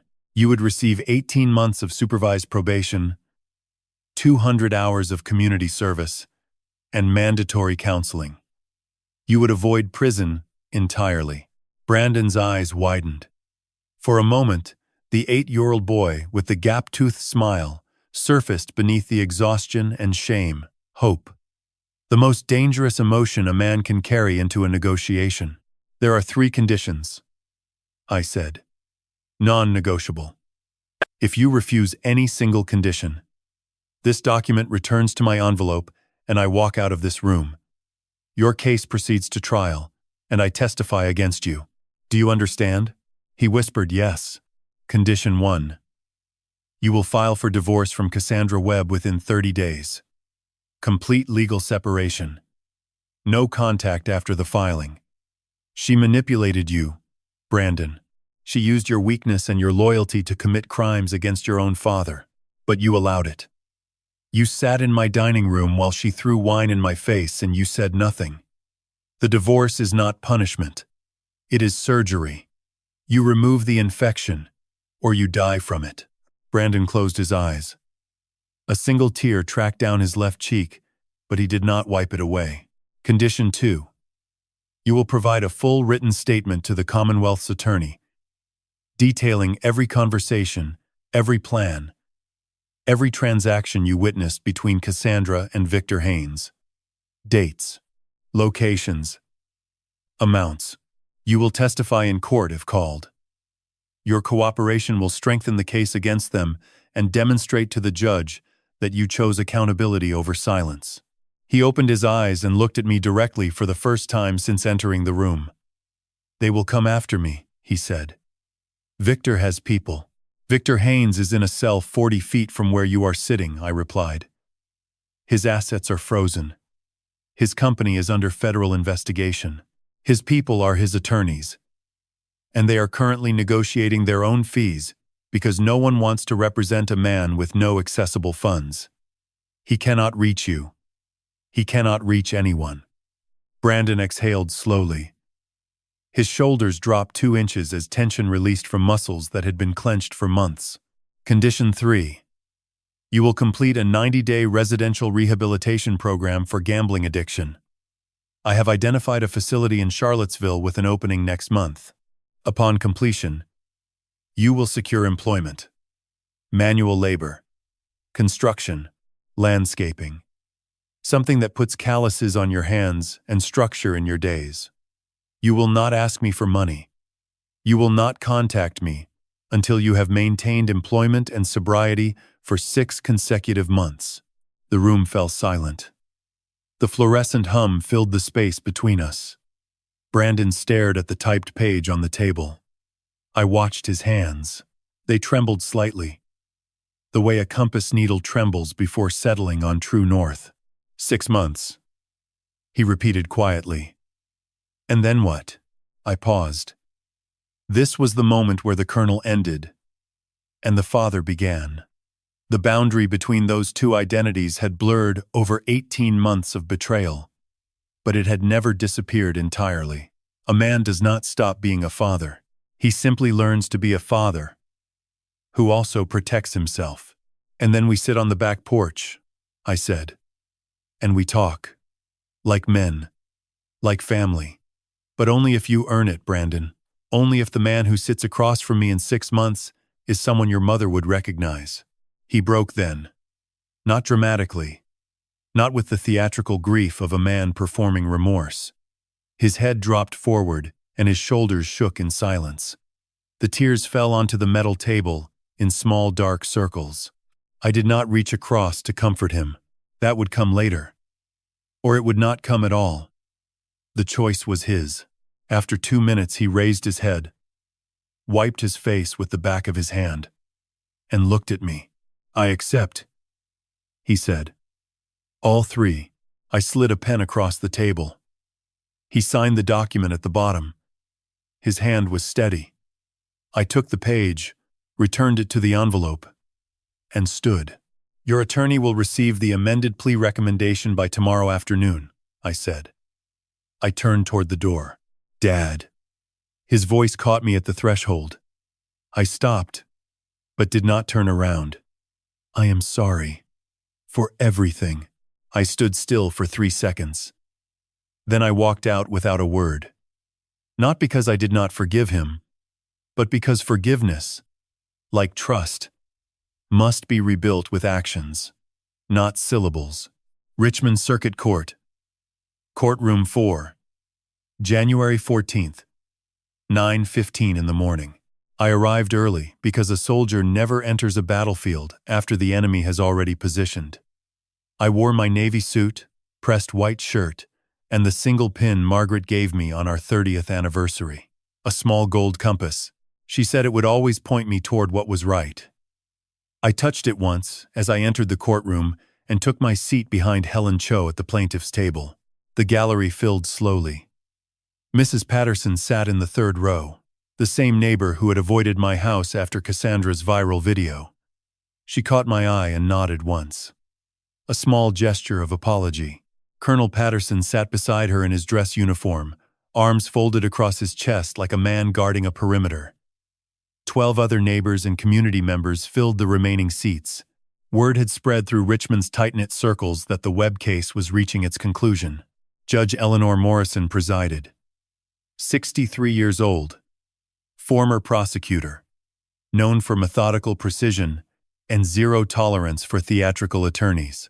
She entered at 9:30 exactly, and the bailiff called the room to order.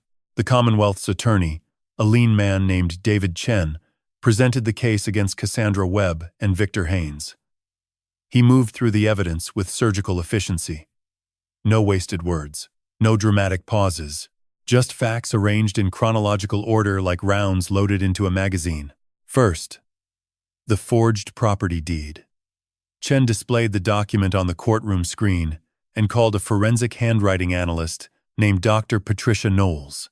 She testified that the signature attributed to Marcus Webb showed 17 points of divergence from authenticated samples. Her conclusion was unequivocal.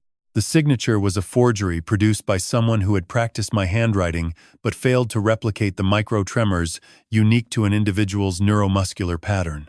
Second, the notarization. Gloria Finch, the notary whose stamp appeared on the forged deed, had allowed her license to expire 26 months prior to the document's date. Chen presented the Virginia Secretary of State's records confirming the lapse. Finch herself had provided a sworn statement in exchange for reduced charges, confirming that Victor Haynes had paid her $8,000 to stamp the document without the property owner present. Third, the financial trail. Chen introduced bank records showing a wire transfer of $200,000 from Dominion Capital Development to a shell company in the Cayman Islands, registered under Cassandra's maiden name, Cassandra Lee Mercer. The transfer occurred 11 days before the forged deed was filed with the county recorder's office. An FBI financial crimes analyst testified that the routing pattern was consistent with money laundering and that federal charges under the wire fraud statute were being considered separately. Fourth, the Marriott evidence. Hotel security footage showed Victor Haynes and Cassandra entering room 412 together on 14 separate occasions over a 4-month period. Credit card receipts confirmed the room was charged to Dominion Capital's corporate account. Text messages recovered from Cassandra's cloud backup contained explicit references to abandoning Brandon after the property sale closed, including the phrase that still burned in my memory: "The idiot still bought me flowers." Fifth, the burglary footage. Chen played the complete security recording from the night of the break-in. The courtroom watched Victor cut the padlock. They watched Cassandra use her key. They watched her remove documents from my desk. They watched Victor photograph my valuables. And they watched the lights come on, and my descent down the staircase in full dress uniform. A murmur passed through the gallery at that moment. Judge Morrison silenced it with a single tap of her gavel. Sixth, the elder exploitation evidence. Chen played the recording of Brandon's threatening phone call. He presented the hidden camera found in my smoke detector. He displayed the forged physician's notes on Dr. Elliot Graham's letterhead. Notes that Cassandra had created to support a fraudulent guardianship petition. Dr. Graham himself testified that he had never examined me, had never written such notes, and had reported the forgery to the Virginia Medical Board. The defense attorneys attempted what little they could. Victor's lawyer, a Richmond firm partner named Sloan, argued entrapment regarding the burglary. Judge Morrison dismissed the argument in 4 sentences, noting that I had no legal obligation to inform trespassers that cameras were recording inside my own home. Cassandra's attorney, Curtis Veal, attempted to paint the relationship with Victor as irrelevant to the fraud charges. Chen countered by demonstrating that the affair established motive, opportunity, and the financial incentive connecting Cassandra directly to Dominion Capital's conspiracy. Closing arguments lasted 40 minutes. Chen spoke for 22. The defense spoke for 18 combined. Then Judge Morrison recessed for deliberation. She returned in 1 hour and 14 minutes. The courtroom stood as she entered. Cassandra Webb, guilty of felony forgery, guilty of conspiracy to commit fraud, guilty of elder financial exploitation, guilty of filing a fraudulent petition with Adult Protective Services. Victor Haynes, guilty of felony forgery, guilty of conspiracy to commit fraud, guilty of wire fraud, guilty of breaking and entering, guilty of elder financial exploitation, guilty of destruction of property. Cassandra collapsed into her chair when the verdicts were read. Her attorney placed a hand on her shoulder, but she shrugged it away. Victor stood motionless, his face arranged in the careful blankness of a man who has already begun calculating his appeal. Judge Morrison scheduled sentencing for February 11th. She ordered both defendants remanded to custody without bail, pending sentencing, citing flight risk and the severity of charges. I sat still through the entire proceeding. I did not react when the verdicts were announced. I did not smile. I did not exhale in relief. I simply touched the gold compass pin on my lapel and thought of Margaret.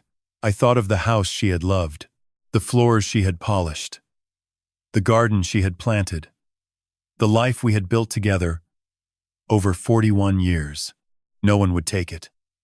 Not through forgery. Not through manipulation. Not through the betrayal of my own blood. Helen Cho turned to me as the courtroom emptied. "It is over, Colonel," she said quietly. I shook my head. "Sentencing is in 4 weeks. Brandon's rehabilitation starts next Monday. The trust documents need finalizing. Nothing is over until the perimeter is fully secured." She smiled. "You never stop, do you?" I stood and buttoned my jacket. "A soldier does not stop when the battle ends, counselor. He stops when the peace holds." February 11th arrived with freezing rain that coated Richmond in a thin layer of glass. The trees along Monument Avenue bent under the weight of ice, their branches clicking against each other like the bones of something ancient trying to wake. I drove to the courthouse at 7:45, windshield wipers beating a steady rhythm against the sleet. Judge Morrison entered courtroom 4 at 10 o'clock sharp. The gallery was fuller than the trial day. Word of the verdicts had spread through local news, and 3 regional papers had sent reporters. A woman from Channel 12 sat in the back row with a small notepad. I did not look at her. I looked at the bench. Cassandra was brought in first. Orange jumpsuit. Hair pulled back in a way that exposed the sharpness of her cheekbones. She had lost weight in the 4 weeks since the verdict. Her eyes swept the gallery once, searching for a familiar face. She found none. Her parents had not come. No friends. No supporters. Just reporters and neighbors who wanted to watch consequence arrive. Judge Morrison addressed her directly. "Mrs. Webb, you orchestrated a systematic campaign to defraud a 71-year-old veteran of his family home. You forged documents. You planted surveillance devices. You filed fraudulent petitions with state agencies. You created false medical records to simulate cognitive decline in a man who possesses sharper faculties than most people half his age. Your actions were not impulsive. They were calculated, sustained, and predatory." Cassandra stared at the table in front of her. Her hands were folded, but her knuckles were white. "I sentence you to 8 years in the Virginia Correctional Center for Women. 4 years mandatory minimum before parole eligibility. Upon release, 5 years of supervised probation. Lifetime restraining order prohibiting contact with Colonel Marcus Webb or any member of the Webb family. Restitution in the amount of $347,000, representing legal fees, security costs, and documented emotional damages." Cassandra made a sound. Not a word. A low exhalation that carried the weight of 8 years. Her attorney whispered something in her ear. She did not respond. Victor Haynes stood next. His suit was gone, replaced by the same orange jumpsuit, but he wore it differently than Cassandra. His shoulders remained square. His chin stayed level. He was performing composure the way he had performed charm for decades. Judge Morrison was not impressed. "Mr. Haynes, your criminal history reveals a pattern of targeting elderly property owners through manipulation, financial coercion, and outright fraud. The Whitfield family in Williamsburg, the Okafor family in Henrico County, and now the Webb family in Richmond. You are not a businessman who made poor decisions. You are a predator who selected vulnerable victims and exploited them with deliberate precision." She paused and removed her reading glasses. "I sentence you to 14 years in the Virginia Department of Corrections. 7 years mandatory minimum before parole eligibility. Revocation of all real estate licenses in the Commonwealth of Virginia permanently. Restitution in the amount of $1.2 million to be distributed among verified victims. Federal wire fraud charges remain pending and will be adjudicated separately. Victor's composure cracked for exactly 1 second. A muscle in his jaw twitched. His eyes moved to the gallery, swept across the faces watching him, and stopped on mine. I met his gaze and held it. I did not blink. After 3 seconds, he looked away. The officers led them out through the side door. The courtroom exhaled collectively, the way a room breathes after holding tension too long. Outside the courthouse, Mrs. Patterson found me on the steps. The freezing rain had stopped, but the air remained sharp and wet. She took my hand in both of hers. "Marcus, I owe you an apology. I saw that video and I believed it. I should have known better. I have known you for 22 years. I squeezed her hand gently. Fear makes fools of good people, Catherine. You are here now. That is enough." Colonel Patterson clapped my shoulder and said nothing. Some things between soldiers require no words. I drove home through streets that were beginning to thaw. The ice on the oak trees had started to melt, dripping from branches in steady silver streams. I parked in the driveway and sat for a moment, looking at the house. 104 years of history, 4 generations of webs, white columns, black shutters. The magnolia tree my grandmother planted in 1941, the year my father went to war. Inside, the house was quiet. I hung my coat and walked to the kitchen. Olivia stood at the stove, stirring soup. Lily sat at the kitchen table with crayons spread around her like a small, colorful army. She looked up when I entered and smiled the uncomplicated smile of a 5-year-old who does not yet understand what the adults in her life have been fighting about. "Grandpa," she said, "I drew you a picture." She held up a crayon drawing. A tall figure in blue standing next to a house with a triangular roof. Green trees on either side. A yellow sun with rays extending to every corner of the page. At the bottom, in wobbly kindergarten letters, she had written, "My grandpa is brave." I took the drawing and studied it as if it were the most important document I had received in months. In many ways it was. Olivia turned from the stove. Her eyes were red, but she was smiling. "How did it go?" 8 years for Cassandra. 14 for Victor. "It is done." She nodded slowly. "And Brandon? He starts residential treatment on Monday in Charlottesville. 90 days. Then, we wait." That evening, after Lily was asleep upstairs and Olivia had driven back to her hotel, I sat alone in the study. My phone showed a text message from an unknown number. I opened it. "Dad, I know you said no contact. I just want you to know I checked into the facility today. Early. I wanted to start before Monday. I am going to earn it back. Every bit of it. I am sorry." I read the message 3 times. Then I set the phone face down on the desk and looked at Margaret's photograph on the bookshelf. Her smile had not changed in the 14 years since she left me. Warm, patient, knowing. "He is trying, Margaret," I said to the empty room. "That is more than he has done in years." I did not reply to Brandon's message. Not yet. Forgiveness is not a door you open with a single knock. It is a bridge you build plank by plank, and the first plank must be laid by the one who burned it. March came to Richmond the way it always does. Slowly, reluctantly.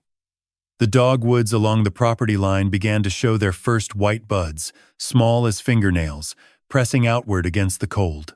I watched them from the study window each morning with my coffee and thought about permanence, about what survives us, about what we leave behind that cannot be forged or stolen or burned. On the 7th of March, I sat in Helen Cho's conference room on the 14th floor and signed the documents that would protect the Webb estate for the next 100 years.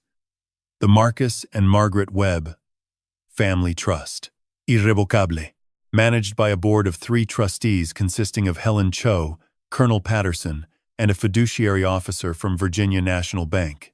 The primary beneficiary was Lily Webb, my granddaughter.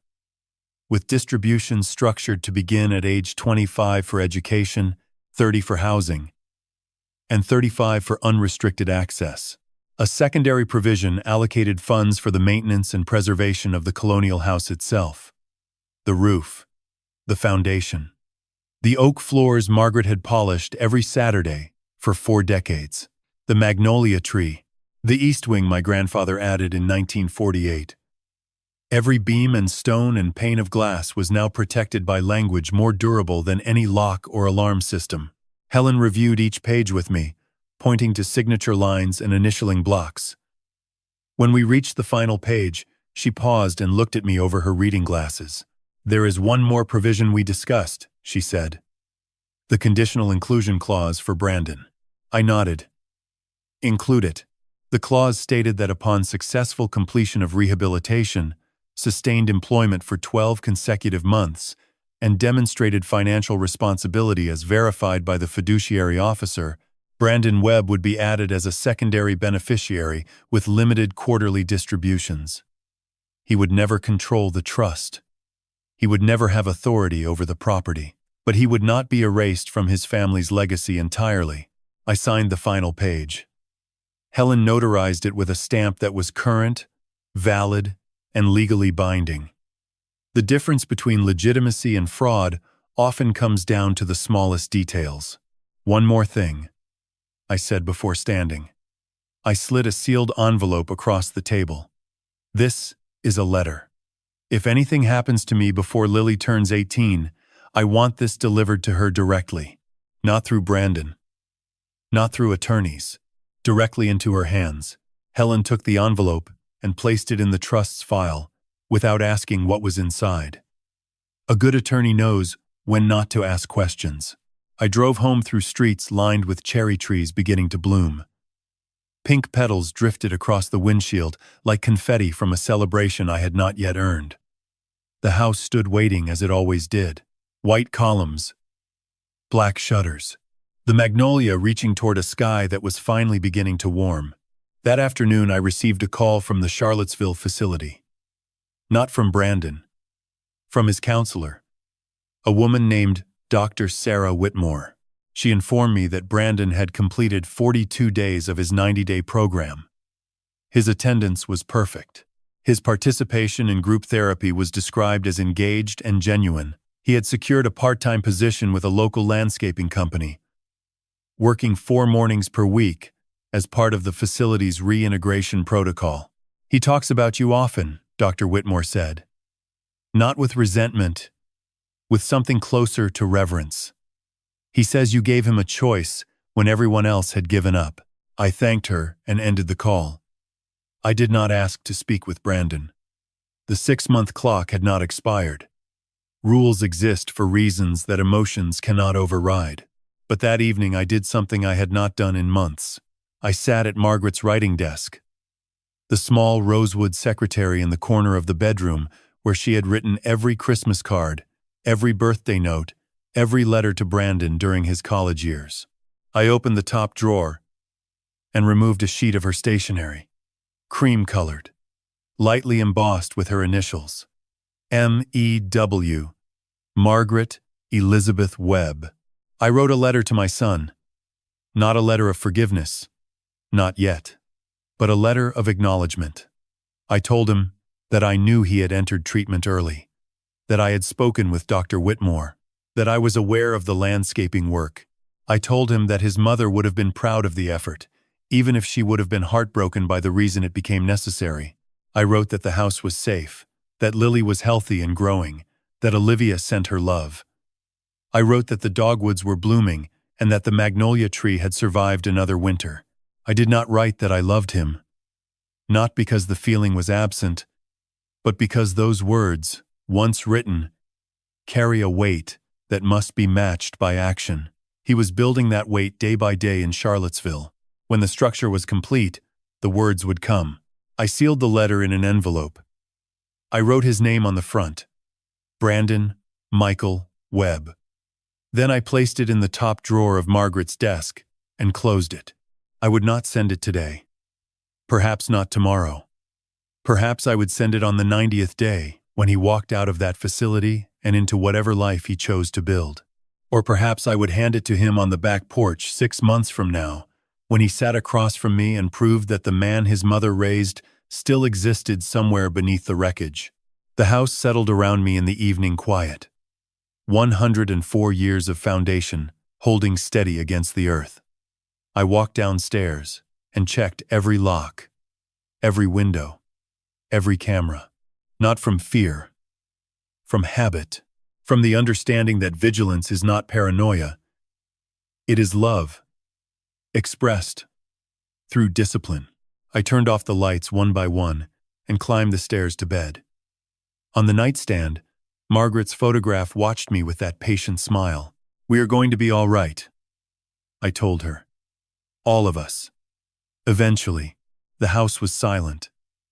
The cameras recorded nothing but darkness and peace, and somewhere in Charlottesville, my son was sleeping in a narrow bed, 43 days into becoming someone worthy of the name he carried. On the 91st day, Brandon called. I was standing on the back porch with my morning coffee, watching a cardinal land on the magnolia branch closest to the kitchen window. The phone buzzed in my breast pocket. I looked at the screen. His name. I let it ring 3 times before answering. "Dad," he said.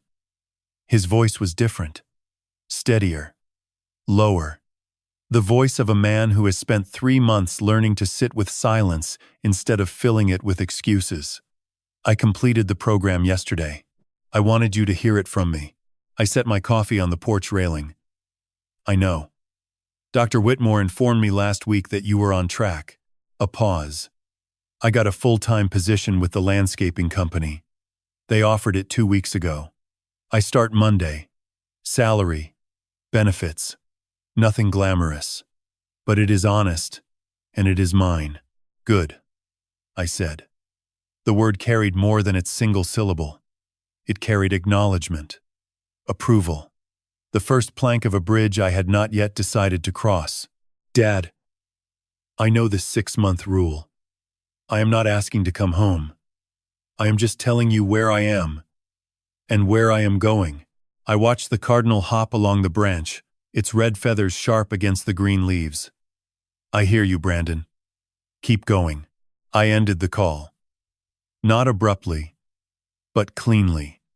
The way you close a chapter that is not yet finished, but has reached a natural pause. The months that followed moved with the slow certainty of seasons turning. April brought rain that turned the lawn emerald. May brought heat that pressed against the windows like a living thing. June brought Lily for 2 weeks, while Olivia attended a nursing conference in Charlotte. I built a birdhouse with my granddaughter on a Saturday afternoon, her small hands steadying the wood while I hammered nails. She painted it yellow and hung it from the magnolia tree. Within 3 days, a wren moved in. I thought often during those months about what had been taken from me and what remained. Cassandra sat in a cell in Goochland County. Victor Haynes occupied a different facility further south. The federal wire fraud charges had added 4 years to his state sentence, bringing his total to 18. Gloria Finch received 2 years of probation and community service in exchange for her testimony. The Whitfield family in Williamsburg received a portion of the restitution. The Okafor family received a formal apology from the Commonwealth's Attorney Office and a settlement from Dominion Capital's liquidated assets. Justice, I learned, does not arrive as a single moment. It arrives as a series of corrections, small adjustments to a world that had been knocked off its axis. No single verdict restores what was lost, but collectively, over time, the balance shifts back toward center. On a Sunday morning in late September, I sat in the third pew at Grace Episcopal Church. The sermon that day concerned forgiveness. Not the easy kind. Not the kind that arrives spontaneously after a heartfelt apology. The hard kind. The kind that requires you to release something you have every right to hold. Reverend Thomas spoke about the weight of justified anger and how carrying it long enough transforms it from a weapon into a burden. I listened carefully. I had carried anger for 13 months. It had served me well. It had sharpened my decisions, fueled my discipline, and protected my family. But sitting in that pew with sunlight streaming through stained glass and dust motes drifting in the colored light, I recognized something I had been avoiding. The anger had done its work. Continuing to carry it served no one. Least of all me. God does not ask us to forget. He asks us to set down the stone. I drove home after the service and went directly to Margaret's writing desk. I opened the top drawer and removed the letter I had written months earlier. I read it once. Then I placed it in a fresh envelope, wrote Brandon's address in Charlottesville on the front, and set it on the hallway table beside my car keys. I mailed it Monday morning. His reply arrived 9 days later. A single page. Handwritten. No excuses. No elaborate apologies. Just a steady account of his days. The landscaping work. A small apartment near downtown Charlottesville. Evening meetings 3 times per week. A used truck he purchased with his own savings. He mentioned that he had signed the divorce papers in July. Cassandra had not contested. He wrote that he thought of his mother often, that he was learning to cook the roast she used to make on Sundays, that it never tasted right, but he kept trying. At the bottom of the page he wrote, "Whenever you are ready, Dad, I will be here." October arrived cool and golden. The oaks along the property turned amber and rust. I raked leaves on a Saturday afternoon and felt the satisfying ache in my shoulders that comes from physical work done without urgency. Lily's birdhouse swayed gently in the breeze. The wren was gone, migrated south, but she would return in spring. On the last Saturday of October, I called Brandon and invited him to the house for Sunday dinner. He arrived at 4 o'clock in a clean flannel shirt and work boots. His hands were calloused. His face was thinner but healthier. His eyes were clear in a way I had not seen since before Cassandra entered his life. We sat on the back porch with 2 glasses of sweet tea and watched the sun descend behind the tree line. Neither of us spoke for a long time.